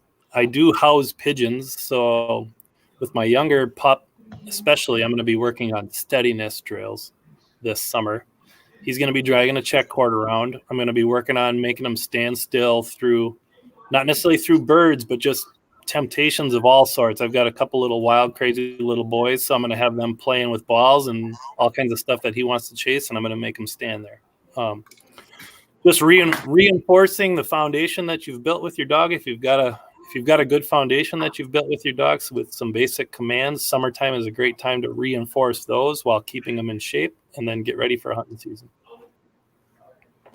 Yep. That's about the extent of what I do. I'm hunting in the... Go ahead, Tyler. Tyler's got Ron's internet this week. Apparently, and the funny thing is that I actually have a lot of bars, but so I take just a little bit different approach. Ron kind of alluded to it a little bit. I swim my dogs a lot. I have a lake in my house. I do take them up there. We play fetch. We do whatever. Yes, setters will swim and go and whatever, but Ron may disagree. But like to really do too pretty religiously, and it may have something to do with the fact that I do hunt more than the average person, is I try to keep their pads tough. So I will try to run them on gravel, like just literally getting my truck and boot the dogs out and be like, all right, just chase it for a little while, or just, whatever. But if you can keep their pads tough, you're going to be okay. Swim them. And then starting in August, I start August 1st here running on wild sharp tails. And that's no kidding. It is for my dogs.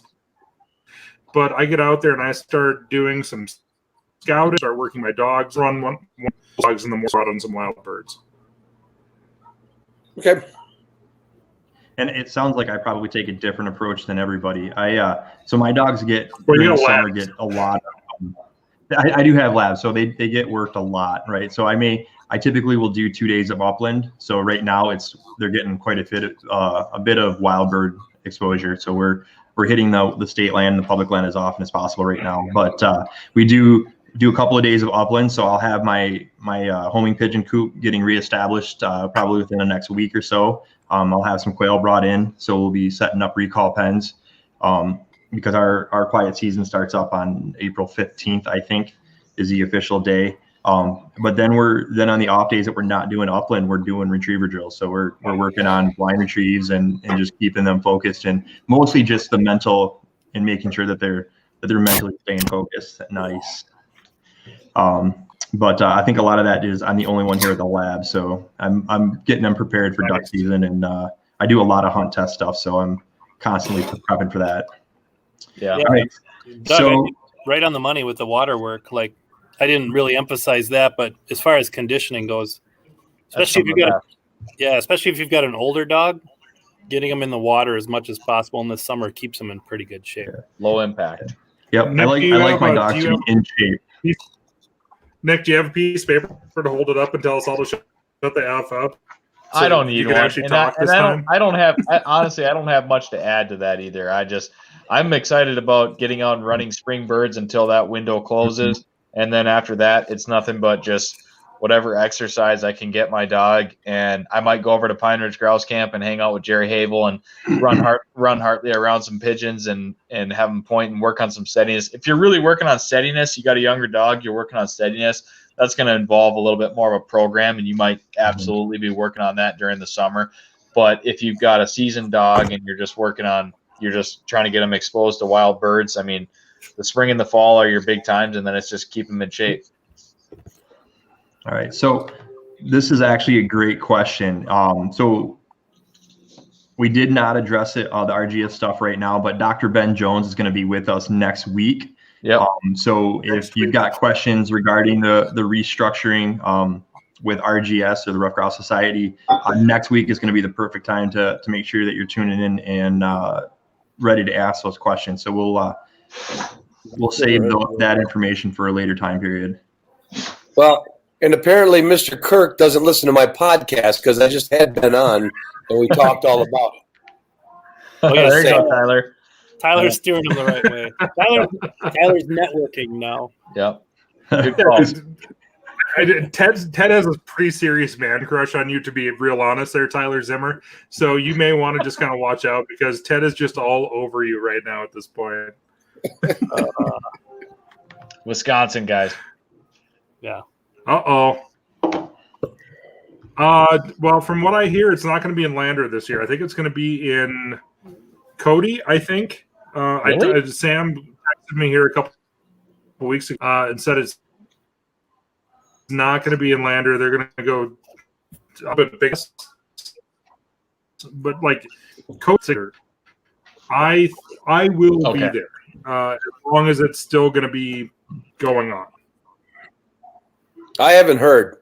Mm-mm. Yeah, I was involved actually with some of the initial planning as like from our perspective, but that was like right before COVID-19 like really shut everything down. So my assumption right now is that everything is up in the air, but maybe the best answer to his question is Wyoming Wildlife Federation was absolutely planning to do a similar event this year until things kind of went off the rails. So I'm sure they will do it again when we get sort of the all clear, I guess. But yeah, it's I hadn't heard about Cody, but I hope they do it, and I hope I can go.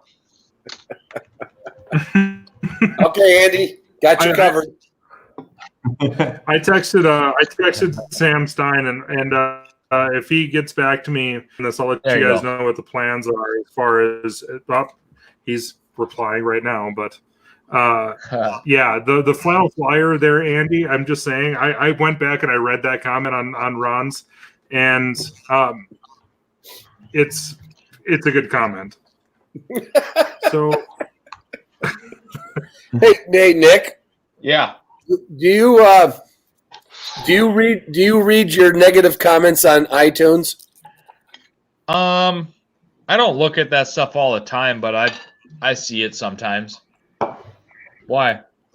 I just wondered because there'd be like times where I don't go for it for months. Yeah. And then all of a sudden I'll hear about a new podcast, and I always want to see who mentioned or who commented on it, and then I'm like, oh, I wonder if anybody said anything shitty, you know. And then you'll always find one in there, and you're always like, I always wonder why somebody makes a shitty comment, why would they just not even listen to the whole thing? Right. Where they feel like they have to say something shitty. I don't get it. But yeah, that's Oh okay. man, I don't know if we like need to to do that, but you guys could maybe cover this. Oh, hey, Nick, you know who this guy didn't you interview a golden retriever breeder? no. Oh, who did? Well, none of us.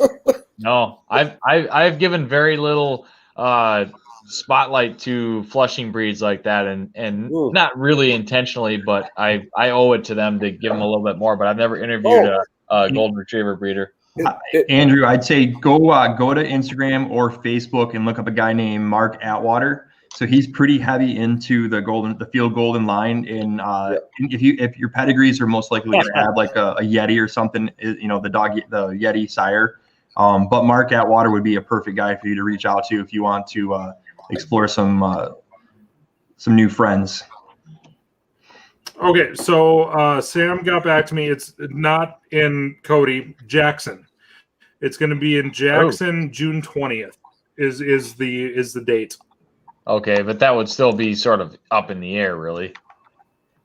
Sure. Yeah, I mean, yeah, but as of now, that's when it's supposed to be. Gotcha. Thank you, Brent. Yeah, I sent him a note too. I said, Ron, you've made it when you got haters. That's for sure. Yeah, if people aren't detracting on what you're doing, you're not really making that much noise, I guess. Apparently, yeah. Yeah, that's true. I will say the first time I listened to Ron, I thought, God, am I going to be able to get over the beer drinking and the cigar smoking? But I have. And it's, I appreciate the conversations. Hey, for Quinn, yes, that's the George Washington National Forest is about 15 miles from my front door in Virginia. So yeah, I hunted it quite a bit, and you got to get up. You got to get up near the tops to find the birds, where the mountain laurel and the cover is. There's birds to be had there, and if you go back and listen to some of my podcasts with Mike Carpenter, that's right. Yeah, he does. I mean, he's got legs like a billy goat. He does fantastic for a guy in Virginia. Mountain biker. Average mountain biker averages 20 grouse a year. That's damn good grouse hunting, and in Virginia, that's unheard of. So, yeah, in fact, just find Mike Carpenter on Facebook.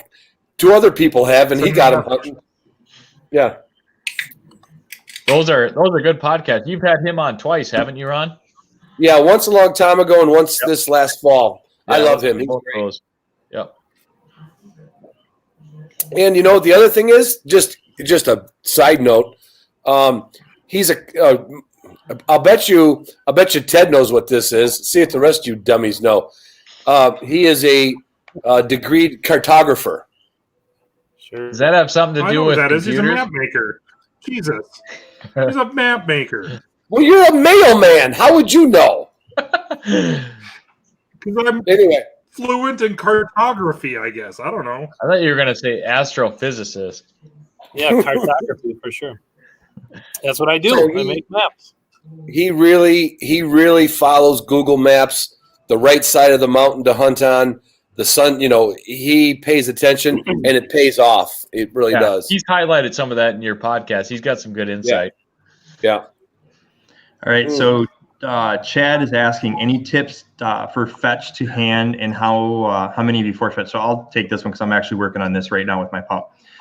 So I think the first thing to realize is that force fetch is not something that you go through for teaching force to deliver to hand. Force fetch is something that you're doing to teach the dog how to learn how to respond to pressure, right? So that's the first piece of that. I don't, I guess you could say fetching to hand is just a byproduct of doing a really good force to fetch process, but that's not necessarily what it's designed for. But what I would tell you if you've never done a force fetch process with at all is go find yourself an NAVTA group or an HRC, depending on the type of breed that you have.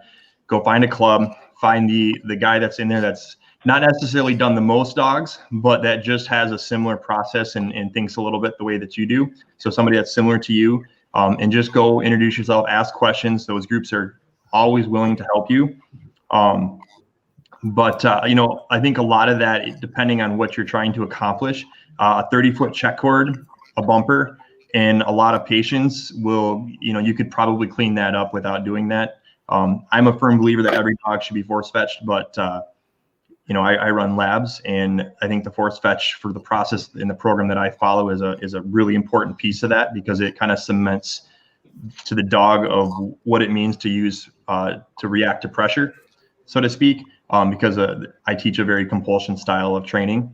So like I follow Mike Lardy, but I know with the pointing breeds, they learn and react very differently. So if you're running a setter or a pointer or a German short hair, go find yourself a NADA group and just ask a lot of questions and get somebody to help you. You can really damage a really happy dog by doing the wrong force fetch process. That's my 2 cents. I would say that it's going to go breed by breed there for sure, but I've never force fetched any of my dogs at all. And the fact that I've had setters most of my life, Ron would probably give me it's not that important to me.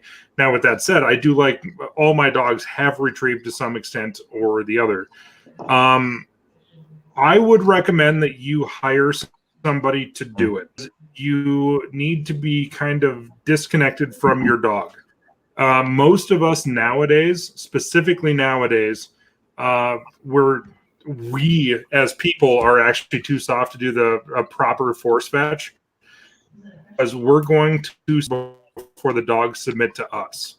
So it's best to hire somebody that's really good and it doesn't have any emotional connection with the dog. It's actually it's not a super fun process. It's not something to do with your dog every day, all day, nor should you. It's something that should be done in very small doses, but it should also be done by somebody that knows exactly what they're doing. If you're going to hire somebody to do anything with your dog, force fetching, if it is important to you, that is the process you want to hire somebody else to do.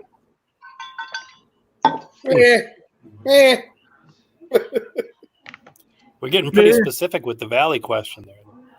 Well, yeah, that's Ben. Ben came.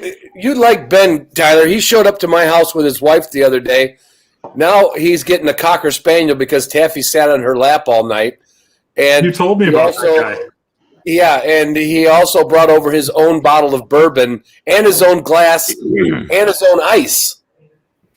And then, so hey Ben, I have a lot to say about that. So first of all, having a very quality cut glass. Wait a minute. Hold on, Tyler. I will say that you know way more about bourbon than you know about force fetching.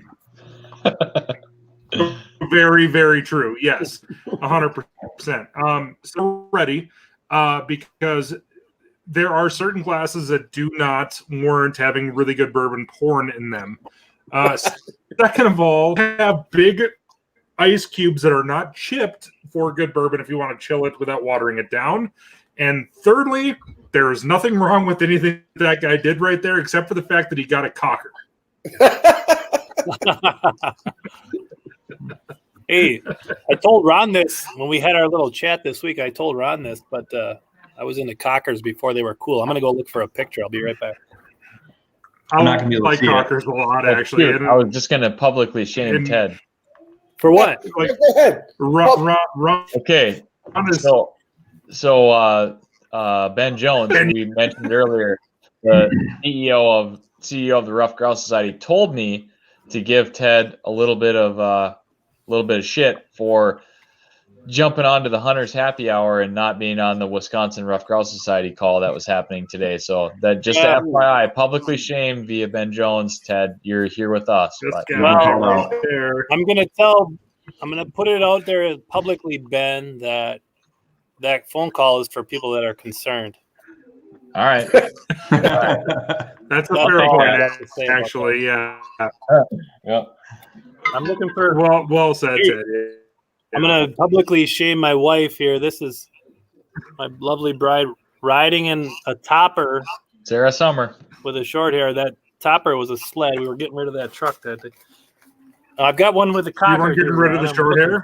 Hold on, Ron wants to see that picture again. Could you put that back up? Yeah, I want to see a picture of your wife. He needs to get a Magda.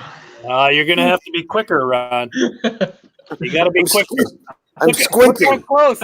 Look how close. Quick is never real honest. She's cute. Well, here's one. Here's one, Ron. Oh, there you go, Ronald. Oh, look at that. Lovebird. Look at that. That's a German short hair, though. That's right. She's gone. That one. We just put her down. She was 16. We just put her down. I was talking about the lady in white. Oh. Girl. I'll look for the picture, but you answer some more questions. I'll look for a picture. All right, let's rapid fire them here.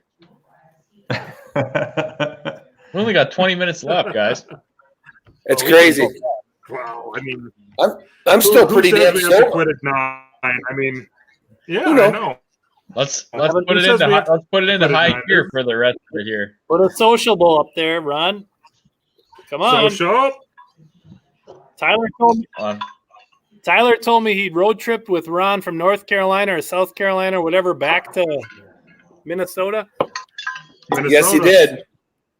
He said he's never seen someone drink so much beer and just continually not true talk at the all. whole entire time. Nope. I said it. I've never seen somebody smoke that many cigarettes in my life. I've seen people drink more beer, but like I did find out that Ron does drink more than I do, which is like it made me feel better. Yeah, it should.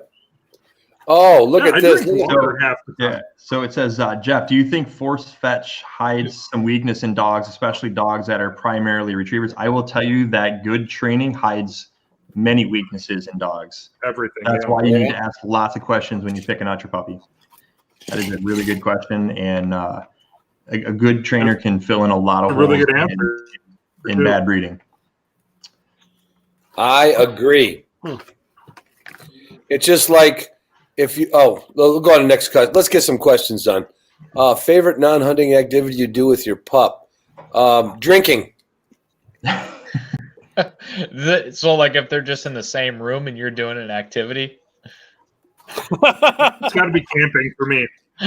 Camping, which would also include drinking. To be fair. Yes. I'd say ride my mountain bike and have my dog run along with me. That would be that's fun. I would say Do you just ever have your dog? Never pull. I have him. Honestly, when I go mountain biking with my dog, I have him on a leash where he's running alongside my mountain bike as we go to and from an area where once I get to said area, I unhook him and then he just free runs. So I'm riding my mountain bike and my dog is free running, and it gets his pace up faster because I'm obviously on a bike. So I've never done the skijoring. I haven't done any of like the actual pulling work. I just ride my bike and have my dog run alongside me, and I enjoy that. Yeah, Matt, I think the same things Nick said about staying in condition. Nothing to do with anything to do with hunting or birds, just keeping that dog in shape year round. And then also beyond that is just bonding, really, like not looking at your dog as a tool. I would say 99% of the bird hunters out there have their dog as a pet, but they're also a family member. Is like that bonding that you can do, especially when they're young dogs. Mm-hmm. And also it kind of sounds strange to say to a group of people that I'm sitting here with on this group conference call, but being honest to your dog, like don't shortchange them by like giving them a command. Be consistent. Be very consistent with your dog. They're looking at you like the pack leader. If you are not being consistent with your dog, then they can't trust you. So you're going to have issues in the woods. That's all I got. Very good. Yeah. Very good. Why haven't we gotten the feeling? Feeling spry. Feeling spry. So yeah, that's a good line. They're coming. They're coming. So Sam from the Wyoming Wildlife Federation said that, and this could have been just because I asked him to, but he would love to come on, not next week, but the week after Ben. So that would be a pretty wild podcast. You haven't met Sam from Wyoming? Oh, People would need to buckle up for that one. Buckle up. Well, there'll be a disclaimer at the beginning of the sure. Yeah, he said like his favorite word is the F word more so than yours or mine. I mean, he likes that word a lot. All right, here's what Sam did at Pheasant Fest. He went over and left his iPhone in his pocket on record, and he went over and he went over to Scott Linden's booth and started talking to him. Who? This one guy that was over in the Maytag repairman booth up there in the front. Oh, and he pranked him. Okay, he pranked Scott Linden. So yeah, I don't know. We'll probably have to have a side vote whether we can let him on or not. But I'm all for it. Is but that Sam Bandit on IG? yeah. Yep. Yeah. Oh yeah. and he has a blue Weimaraner. Have you ever seen a blue? Have you ever seen one? Yeah. Only when I met Bandit. Yeah, that's a I'm kind of wondering what's up. Though. cool dog. He talked about wanting his wine, but then he went and slashed him with his snowboard and beat up his legs. Did you see that? Yep. I heard him give him a command in the video, like away, like get away from me. But then the next day, boom, there's the dog with a couple bandages on his leg. Oh, Ooh, I like that question from Matthew. There you go. Yeah. I can. I'll go real short, and you guys grouse hunt more than me. Right. I'm just to say, I don't really shoot enough grouse to ever shoot them out of an area. I've just got my favorite little spots. I'm really, honestly, for being in Michigan, I'm a very casual grouse hunter. I'm not a grouse, but it's a good question. I know some answers that other people say. I'd like to hear what you guys say.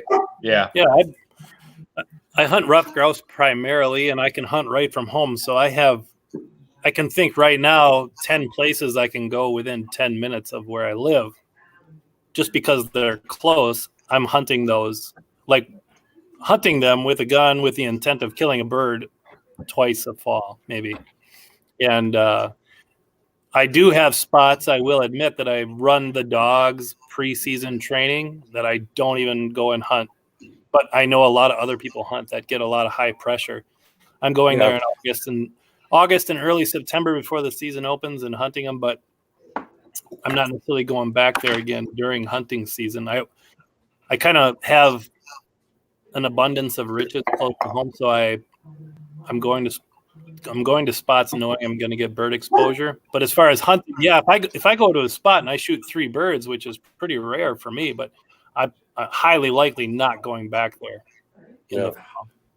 Yep, I would echo that same thing and say that I also live in an area where it's a bird, it's a target-rich environment, if you will, where there's lots of grouse here. I have lots of spots that I can go to, and my drive to go hunt different spots is a lot higher than me wanting to go back to the same, go back to the well, go back to the same spot over and over again. But I mean, I think ultimately to Matt's point is I think that's a good thing that any grouse hunter should be mindful of that. You should be mindful of you should not want to go back to the same spot over and over again and hunt the same birds. You should want to be expanding and looking for other spots. So I don't have a rule. I don't have anything like that. I just know that I try to basically spread out my individual pressure as best I can because I like exploring and trying new spots and knowing that there's other hunters in the woods and they're probably, even if you think you have a spot to yourself, there's probably somebody else that hunts it. So it's a good thing to be aware of for sure. What else we got there, Doug? I'm looking. I think we hit a lot of them. I'm going to scroll back up. Tyler, didn't you have one that somebody had posted for that they wanted an answer from last week? I did. The one we already actually touched on because it was the favorite double gun question. Mm. But I did have a question, and I asked Ted and Doug about it before we got on here. Is there a and this is kind of a silly question, but it's a good question. Is there a certain song that is going to be on a bird hunting playlist that you guys always have? Bird hunting. Is there a certain song that you want to hear? Wait, Nick? Tyler was cutting out, so give me that question from somebody else. Playlist, Ron. What song do you want to hear when you're heading out to the woods to go hunting, Ron? Oh, Heart? It's not Rest Neil in peace, Diamond. drummer. Honestly, I as much as if there was going to be a song that motivated me, it would be. I'm sorry, it'd be good old Ted Nugent's Fred Bear. Red Bear, sure. Can't help it. It makes me want to go hunting in the morning if I hear it at night, and then in the morning I don't want to hear it. I don't want. But From the folks I send videos to, and some live Instagram stories, the Turnpike Troubadours, the bird hunters, is pretty hard to beat. Yeah. A couple of real brief mention about that band. They're having troubles touring right now beyond the COVID-19 stuff, but they've got a song called The Bird Hunters, which references some pointing dog action and some quail coveys kind of thing. So check it out. Sure. It's a good song. Yeah. I don't have a specific song or anything. My musical tastes are like very wide. I'll listen to anything and everything that kind of catches my attention at a certain time. But closet hard rock fan Nick Larson. Oh yeah. Oh, I mean, if we're going that route, I mean it's metal. Like I'm a closet metal. Not even a closet metal fan. I like metal. So it's but honestly the last I mean it's an acquired taste, Ron. I mean I don't know what to tell you, buddy, but so is vinegar. Keep going, Nick. Keep going. Yeah, I mean, from obviously Metallica to obviously the heavier stuff. But I listen to that. But the last few years, it's like kind of whatever.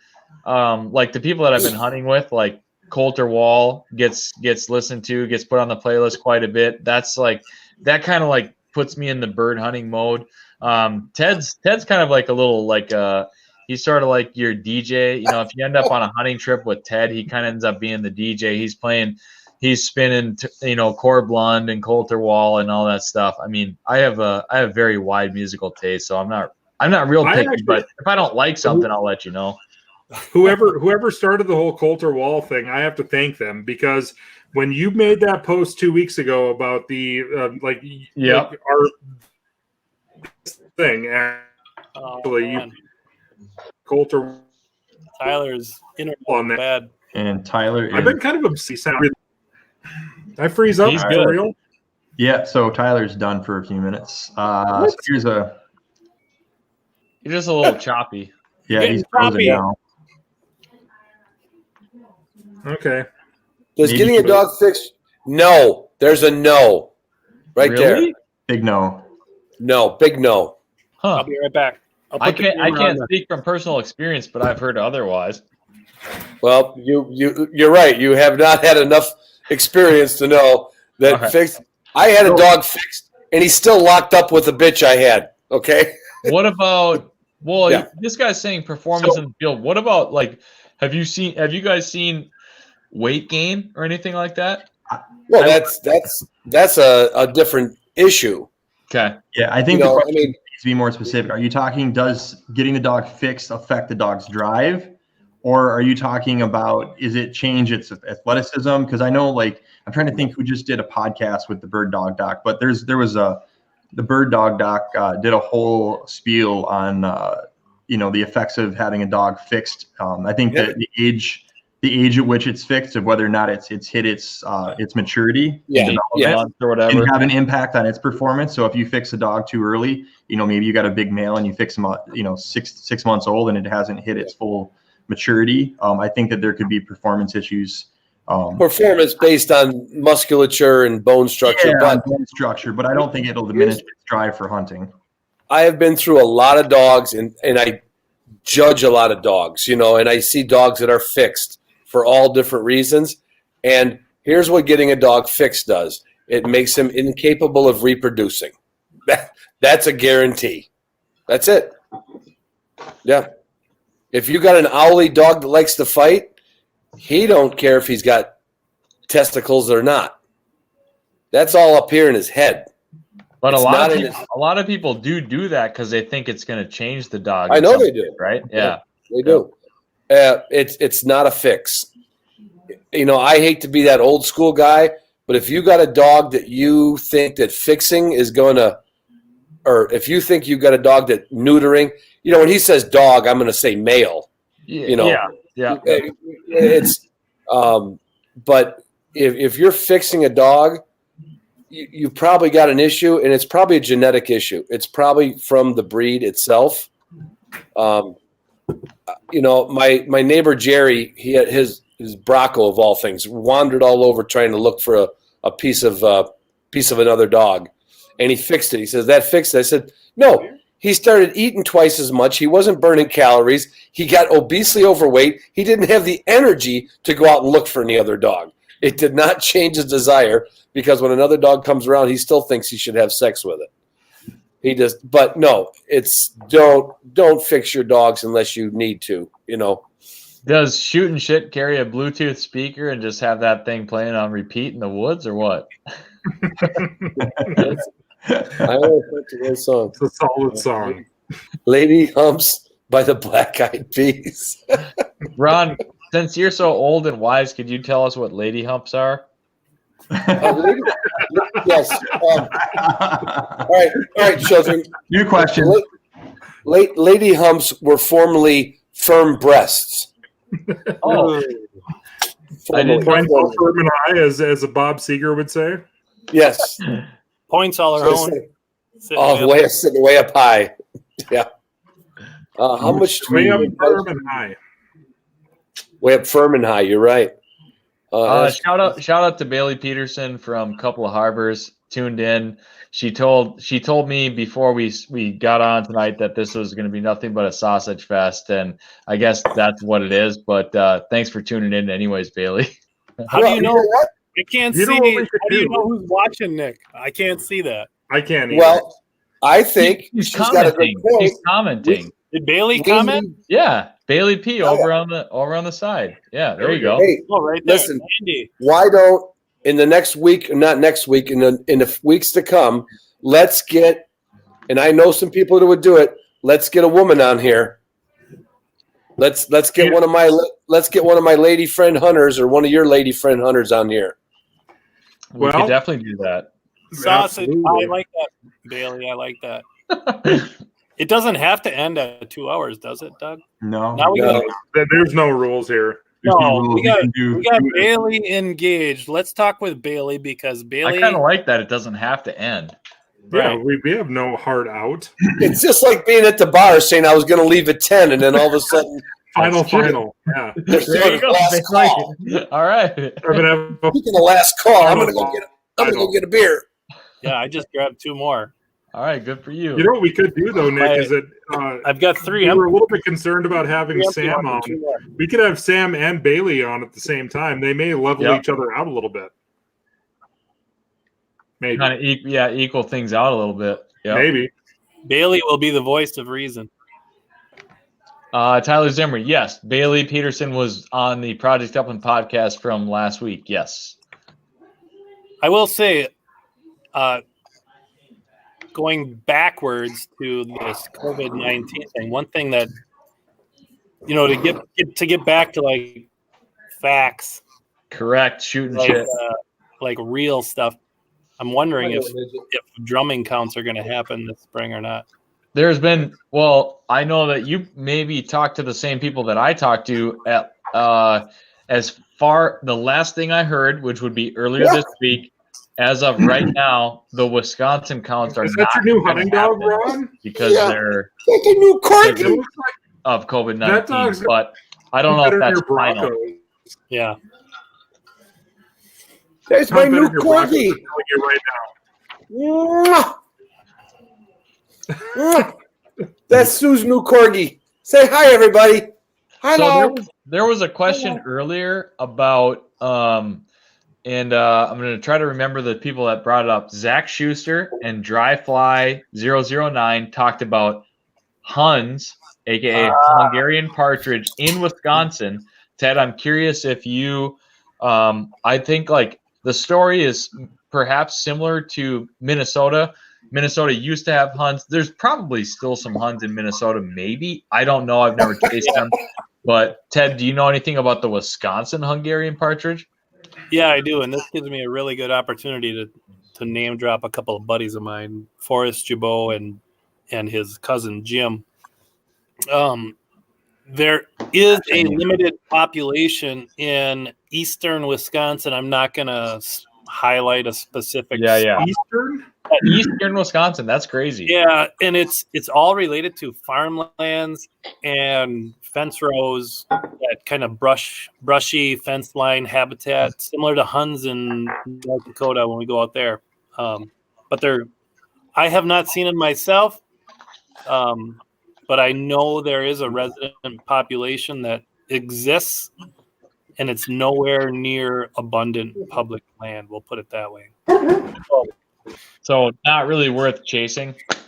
I don't know if you want to go and try and knock on doors in eastern Wisconsin and try and find where there's some Huns, go ahead, but it's going to be a long shot. And that being said, there is still a Hungarian season.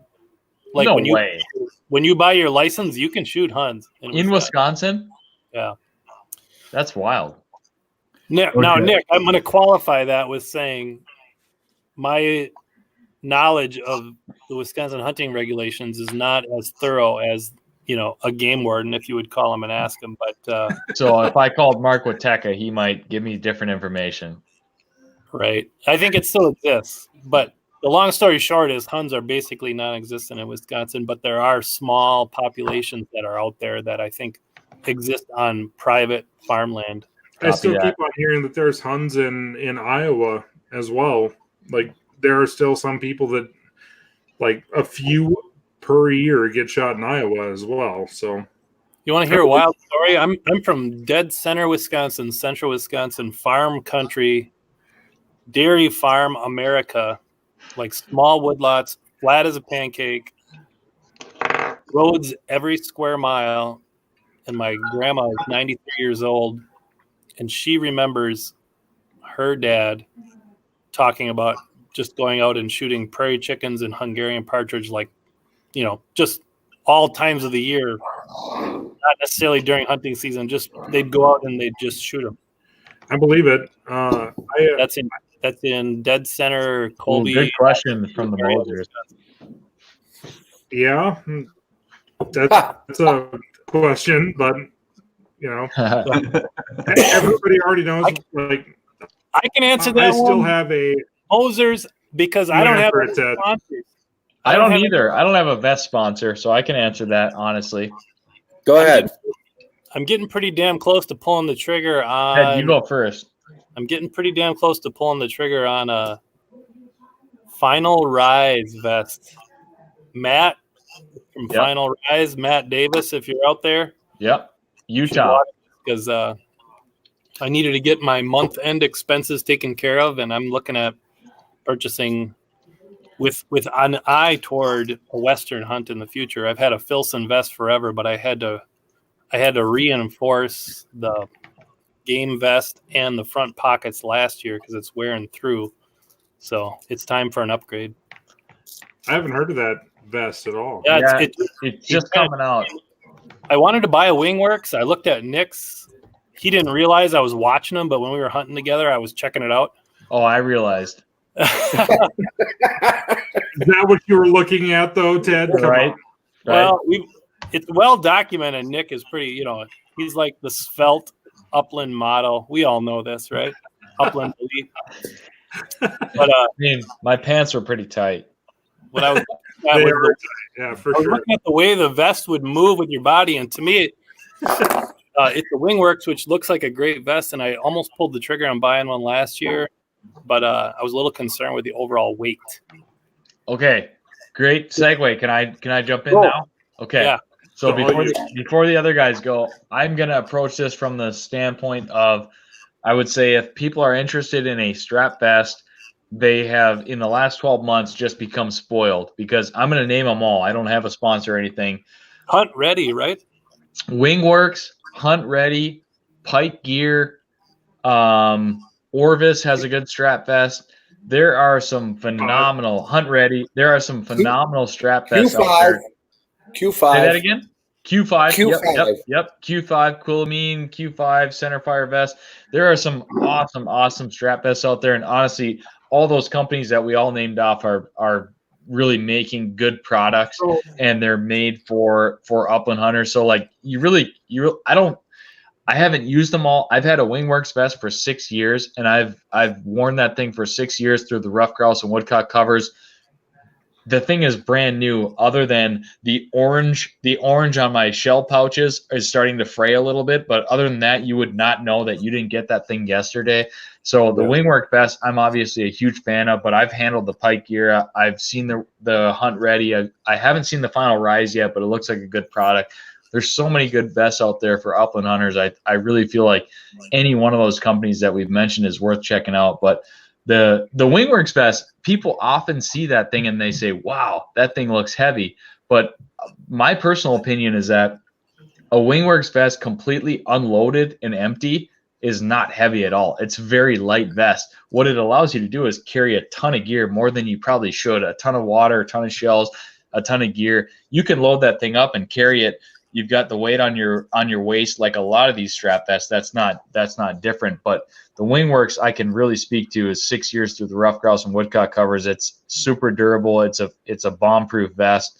I love mine, but there's some great options out there. And obviously we had the Pike Gear giveaway. Like Brent Pike is a cool dude. Tyler, you just interviewed him this week. He's all in on delivering a good high quality product to upland bird hunters. I mean, how can you not support that? So and like just to kind of piggyback off what you just said, like I still have a Q5.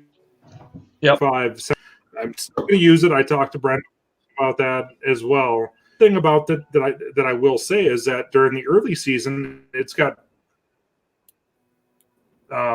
padded shoulder pads. Yeah. And so season for sharp tails or whatever. But now, and I'll be 100% honest, like Pike Gear obviously sponsors my podcast, sponsors Ron's podcast, and we all know Brent, and Brent's a really good dude. But like for say like October, November, December pheasant hunting here in North Dakota, having a strap for a shoulder strap where there's no padding on that at all is going to be a little bit beneficial up here, because you're not going to have to worry about getting a gun hung up when you're trying to mount your gun when you're already wearing bulky clothes.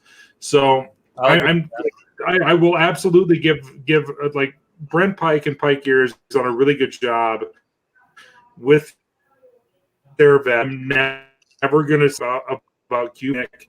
Wingworks is fine. I mean, there's a bunch of vests out there. They're all really, really good. Just like A lot of good ones. Exactly right. Yeah. There's a lot of good products out there. Here's the thing. 20 years ago, there was only one really good one, and that was Quillamine. Yeah, Q5. Sure. It was honestly, when I got that first one, that was probably over 20 years ago. You guys were all in high school or maybe 8th grade or something. That Quillamine, the orange all faded off of it, but just the idea that you had that strap vest instead of that stupid old vest that was like the vest of a 3-piece suit that had no room for birds in the back. And unless you were articulated at the shoulder, you had to have your friend put the bird in your pouch. So really, anything in the strap vest world is a blessing these days. But you know what's funny? I just was watching, you might get a kick out of this, Tyler. You all probably follow Travis Frank on The Flush a little bit. Mm-hmm. And he just had another episode recently. I can't remember where they were. And I think it was Nebraska or Kansas, anywhere. Anyway, they were hunting pheasants and quail. And this guy, he's a 50-day-a-year hunter, and and he's hardcore. And I see him wearing this, I'm sorry to say it, this game hide vest. It was like, how many birds could you quail? Maybe. Right. I cannot get my arm. Of course, I'm a little old and busted up, but I mean, if I can't reach into the vest and get my water bottle or put a bird in there, I don't want to call my buddy over here and say, hey, can you put that bird in my vest for me? So there's the vest lesson. So apparently my internet is the internet that sucks tonight. And I just want to say for everybody out there that I have fiber internet and it's supposed to be really good. And I have like 4 fucking bars right now. So I don't know what's going on. I think it's Rusty. He's got something going on over here. I don't know. But for whatever reason, I do apologize. I can't understand what's going on. It's probably aliens out there, Tyler. A lot of you guys see aliens out there. I'm gonna go get some. I'm gonna get some tinfoil. I'll fix this shit. If you guys are, if there's new hunters out there that are looking for a strap vest, I will say there's a major jump in price to some of the more serious technical strap vests. There's also a jump in quality too. Yeah, for sure. But I'm saying, like, if you're hunting 2 weekends and one taking a week off of work, and you're hunting 20 days a year or whatever, Orvis, Filson, those strap vests that are out there. Yeah, it'll get you by. Yeah, I mean, you can't miss with doing that. So just to put do we have? Hey, Doug, do we have any more serious questions? I don't see any. Nope. I was going to say it's probably good. I was just going to say, if anybody's still listening, there's a couple things you're going to spend money on, and you can get by. I mean, I hunted in Converse gym shoes in 1973 because were they waterproof?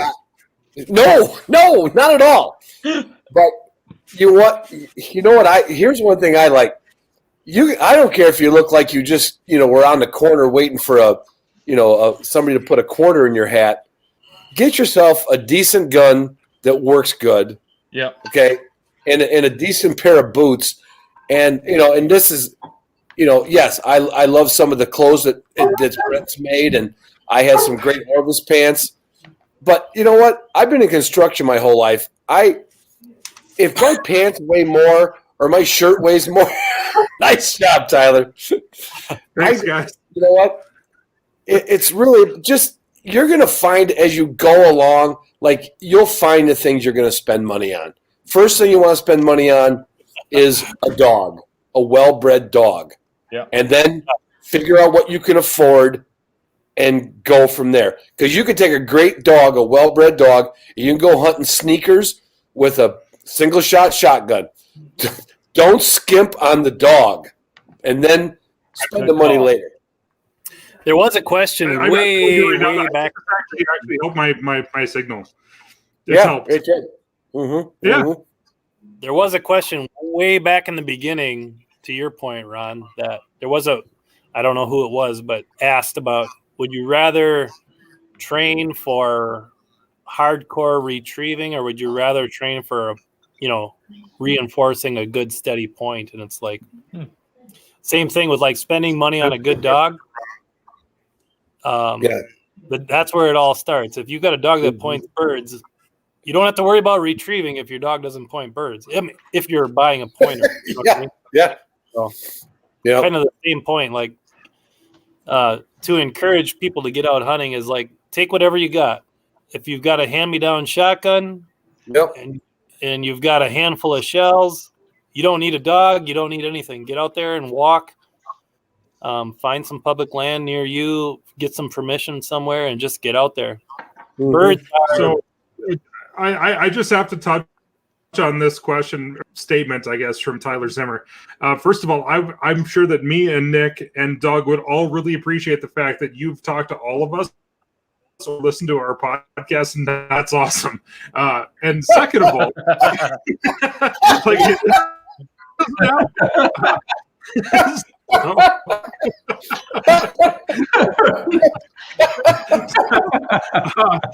well played. So GPS collars, I'm gonna let the rough grouse guys go, but I'm gonna tell you right now, if I'm hunting rough grouse, I'm having a GPS collar. Mm-hmm. For sure. Yeah. I used mine tonight on a leisurely walk with my 2 boys and my wife just to walk the dogs because it's springtime. The snow just melted and there's smells everywhere. My dogs are just running. I should put a GPS on my 8-year-old boy. We have a hard time reeling him in. We don't know where he is half the time. But, Yeah. the GPS collar, I'll echo that thought with if you're hunting in cover, the collar is nice. When I go out to North Dakota, I feel like it's a little bit sometimes unnecessary, but if you're hunting anywhere with cover, or if you're worried at all about where your dog is in relation to you, the GPS collar is worth the investment. Yeah, I would. Oh, go ahead, Doug. No, I'll ask you this. So I know one of Tyler's questions was he was going back, Pathfinder or Astro versus Alpha. Is it worth? I think he even had was thinking about the Garmin 550 Plus. Is there, for somebody that's hunting? I think he said that he hunts more than 20 days a year. Is it worth the money going from a Pathfinder to a dedicated handheld like the Astro or Alpha? I'm not sure if I think you've used both systems. What's your thoughts on that? Yeah, I would just say at this point, I will never hunt a dog without a GPS collar. And keep in mind, the technology is only going to get better from here on out. The receivers are going to get smaller, the antennas are going to get better. I started with a GPS. I will never hunt without a GPS for the simple fact of peace of mind, wanting to know that if the worst thing happens, my dog gets separated from me, he chases something or whatever, I'm going to be able to keep track of that dog. So as the technology advances and changes, I kind of have my ear to the ground on that kind of stuff. The situation that I find myself in right now is I have a Dogtra 2700 T&B collar combined with a Garmin TT15 Mini on the same collar strap. So I've got my tracking device and I've got my training device. But again, that technology is going to continue to change as these companies, Dogtra, Garmin, they come out with new collars, often enough. So I wouldn't hunt without a GPS collar, and they're definitely worth the peace of mind, in my opinion. I agree. In that my regard, God. Oh. I've heard a lot of people talk about GPS collar as insurance, and I'm talking to Brett B right now. Insurance. He asked a question earlier about, do any of us insure our dogs? Yeah, I saw that. I will say that through my business as a self-employed person, I do have insurance for my dogs, but it's limited to if they're generating income for me, which falls into the category of if you're guiding or whatever. So I'll be notifying the IRS tomorrow. Yeah. Well, I mean, I haven't made a claim, but so Brett B, I think there are insurance policies out there, and I think there's a lot of pet insurance policies. Yeah, there's a lot of a la carte insurance options out there, especially if you have a small business or you're an entrepreneur. Do some looking around for a la carte insurance options for whatever your business is. If you can pull your dog into it and dog food, and you can write it off as an expense, we like to talk about write-offs as entrepreneurs. They're not really write-offs, they're just expenses that you're accounting for. But anyway, I will speak for me, Ron and Nick. If the three of us aren't writing off our dogs as dependents at this point, then we're actually really kind of missing the mark. I know for sure that I've written off many hunting trips because of my podcast. So, but that's I do not have insurance for my dog. I'm going to be calling my accountant tomorrow. Yeah, Schedule C. You better. So Ben's got a question. How many hunting dogs have each of you owned? Don't need to go through and name them, but just so we got two coming up. Two coming up. I have 3 at the moment. I have a puppy that came. Well, Ron's going to give me some shit here on this one. So I have a puppy that is a German Shorthair English Setter cross that came out of my 2 dogs that I have picked out of the litter of 5 that I'm going to keep as well. So I will actually have 4 come this fall. And then I've had 2 more before that. So 6. I had some growing up. As a kid, we had my earliest memories actually are having hound dog puppies, fox and coyote dogs we had growing up. And that turned into bird dogs. But I had some while at my parents' place that were short hairs that we got so there's probably 6, 4 for sure, and then 6 that were like co-owned with my dad and weren't exactly trained or hunted well enough, but we'll put it that way. I'd have to go get a piece of paper and a pencil. Ron, we want to hear it though, Ron. Come on. He's an advocate. I mean, at least, probably about 15. I'm sure. It's a safe number. Ron's got 4 right now. Mm-hmm. Right. I mean, I've got 4 right now, and I've had as many as 6. Right. And I remember some of them I rehomed after a year or two. Right. Like Hope, this one Bronco I had, she would not cooperate with me. She went to my girlfriend, I call all girls my girlfriend. She went to my girlfriend Jennifer in South Carolina. Best dog she ever had. The dog. Sometimes this is something that this is a real rabbit hole here. There are some dogs that, for whatever reason, you try to do everything right, but you might do it wrong. And it's kind of like kids in a family. You ever meet a family that's got a bunch of good kids and one really fucked up kid? Yeah. And I think that might have been the first F-bomb this whole 2 hours. Ted said it once. All right. I didn't want to use a name, but Sorry, Ron. but there's some dogs, literally, they don't literally want to be with you. So, I mean, there's probably been 6 or 7 dogs that I've only owned for a year or two. And at least 10 dogs that I've owned all the way to the grave. Andy Bauer. I saw that one earlier. Nice one, Andy.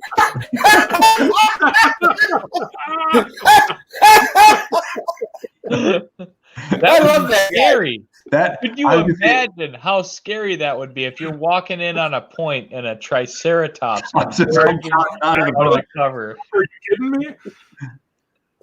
Whoa! I'm not sandhill cranes, and I'm telling you that's scary enough. You don't need to go any further. Ron, have you ever been walking in? Have you ever been walking in on a point where you were convinced it was a woodcock, and all of a sudden a pterodactyl got up? No, that was the Pleistocene era. But there was a saber-toothed cat back in the day. Ooh. He had wire hairs back then. It was fine. It was fine. The wire It was fine. that's But- cat with no problem. Exactly. Protection. Doug, what happened to that roast we were going to do with Ron with the cigar? Well, you know what? I can't share it on screen, so it's going to get posted. I'm going to post it up tomorrow. Oh, it's good. I saw it. It's fantastic. Oh, the one with Arnold? Yeah. Yes. A little teaser. That one. You might want to check out social media tomorrow. Oh, it's going to be good. Yeah. And Doug wanted me to do that without knowing what it was. I'm like, well, just send it to me. So I kind of memorized the words. And I was like, well, that's funny shit there. Yeah. Yeah, it was really well, fellas. It's been 2 hours 23 minutes. Should we call it here in the next couple of minutes? Is there anybody else out there who wants to ask one more question? We can end it. I've got a few things to end us off on when we get the last one into. All right. Just go ahead. Doug. I've been saving one story, Tyler, because I probably won't get back on here. You guys are going to move through this and kind of go through, but I do have one good. Story. We're gonna end on his on Ted's story. And then after that, I got a couple housekeeping things, and then we'll be good to go. All right. Okay. I was thinking about this week. Like, if people are tuning in, looking to learn stuff about rough grouse hunting, we didn't really hammer that in the beginning, but the snow is melting right now in northern Wisconsin, right? So it's like dog shit bingo in our backyard. As the snow melts, the dog shit shows up, and then you're just trying to get rid of it as it goes and keep up with the mess. that leads into like a mentorship. The first time I took my boy hunting, who was 3 years old, my wife took some pictures, and I was proud as can be. He walked along with me. I had my 2 short hairs at the time, one that was 14 years old. She pointed some birds. Long story short, couldn't find the pictures later.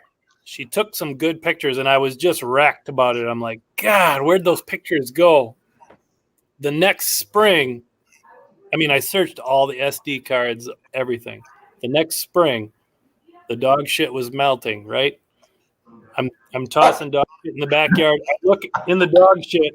There's an SD card in the dog shit.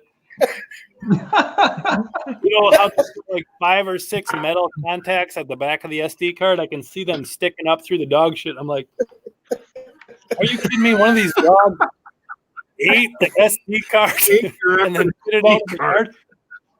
So I take the SD card, I dry it off, whatever, put it in the computer. That's for you, Bailey. Right That's there. it. There it is. Bailey is a mustache. I got the over-under, right, Tyler? Yeah, We were going to see his mustache. I put the SD card in the computer. It works. And I'm like, oh my God, I'm finally going to find these pictures that were missing. I pull it up and it's just some random shit. It's not the bird hunt with the dogs. Anyway, that's all I've got. Ron, were That's you it. just flexing? I was going to take my shirt off, but I don't think we want to get this thing. We're doing shirts off tonight? Yeah, tarps off, boys. You guys don't want to go. You guys don't want to go shirts off with this old man. No, I don't think we do. No, we don't. I'm sure we don't. You all go to bed feeling like your pecker's small. Hey, Bailey. Really good time to end this. Bailey, I will go on record as saying it is a sausage fest. I think you're right. I think you need to be on here. Yeah, you definitely need to come on, Bailey, for sure. Yeah, I'm glad Bailey tuned in. But yeah, we need to get Bailey on here. She can drink wine. She can do whatever she wants. But yeah, we got to get her on here one week. If anything, There's a lady anything, from Northern Michigan by the name of Andrea who should be on here too. She likes to drink scotch and smoke cigars more than Ron does. I like So, it. yeah. I like it. For sure. Oh, boy. Oh, yeah. And she probably Doug knows harder her. than Ron. if anything, Bailey can vent about not being able to do rough grouse drumming counts in northern Minnesota. There you go. Well, Well, hopefully we she can get out there and do them. Yeah, for sure. Well, I'm going to go ahead and thank you guys for tuning in. Hopefully, all you guys had fun. Hopefully, you guys all had a laugh or two. If you guys do have any more questions, we will be happy to answer them next week. Same time, same place. But we are also going to have Dr. Ben Jones from the RGS here next week as well. So we will have a person who will hopefully be able to speak with some sort of intelligence, unlike this week's guest. I mean, not to say anything about that. You're the guy wearing the foil cap. Right. Here's what I can say. At least if we put Ben up in the center top where Ted is right now, at least Hams will be back in the picture. It will be, yeah. For sure. For sure. Make sure and ask Ben about a dog that he met in a bar. Yes. I'll bring that up, Teddy. Yeah. But any of you guys out there who have who have been watching this who have not subscribed yet to this YouTube channel, please go and do so. And also, there was that one guy who also and Nick, our podcast. You should probably go and listen to Ron too, because I know Ron needs some more listeners. He's he's very old. He's on Social Security. He's laid off. So go check out Ron. But hopefully next week we will have. Well, we're definitely going to have Ben Jones on. Ron hopefully will have a little bit more life to him. He's been kind of dead this week. I mean, we can only do so much to carry the show. So. I love you guys. I love you girls. You gotta wait. You're gonna have to do it again now. All right. So 3 things. One, Right. I want to thank Pike Gear for giving us a $25 gift card to hand that out. Yep. And I forgot the name of the winner, but make sure that you send an email to dave@pikegear.com to claim your prize. I want to reiterate, subscribe and like the video, because that will help us a ton in helping others find us. And then finally, do us a favor when we end this broadcast, go down to the comments and post in there your favorite song that you like to listen to hunting, because I'm going to build some epic playlists. And so go down after we're all done and make sure that you post your favorite song. So with that, Ron, you want to close us out? Oh, wait. Oh, Tyler. So I've had a million questions about people asking me, is this just going to the next couple weeks? So hopefully not. Too much fun doing this. So No. We all actually really kind of like each other a little bit. So like even Wednesday when we were just going to do our stupid little promo video to kind of hopefully get to you guys so you guys would tune in and listen to us, we ended up drinking for an hour and 45 minutes. So like we really have a lot of fun doing this. So as long as you guys are willing to watch us and as long as you guys are willing to tune in, we're going to keep on doing this. So it has nothing to do with any of our individual podcasts. It is just this. Like we have so much fun talking to each other. Stop talking. This is how you make a bird dog right here. You wake them up middle of the night. Don't you know that's sight pointing, Ted? You can't. And also, you shouldn't pick up those dead grouse for you. You're better than that, Ted. Come on. Keep going, Tyler. Where are we going to do this? Hey. Thank you, everybody, for tuning in. Everybody say goodbye to Ted. You won't see him again. Yeah. Bye, Ted. Love you, buddy. I'll be in the comments lurking. He'll be lurking in the comments. He's always lurking in the comments. Have a good night, everybody. Thanks, everybody. Good night, guys.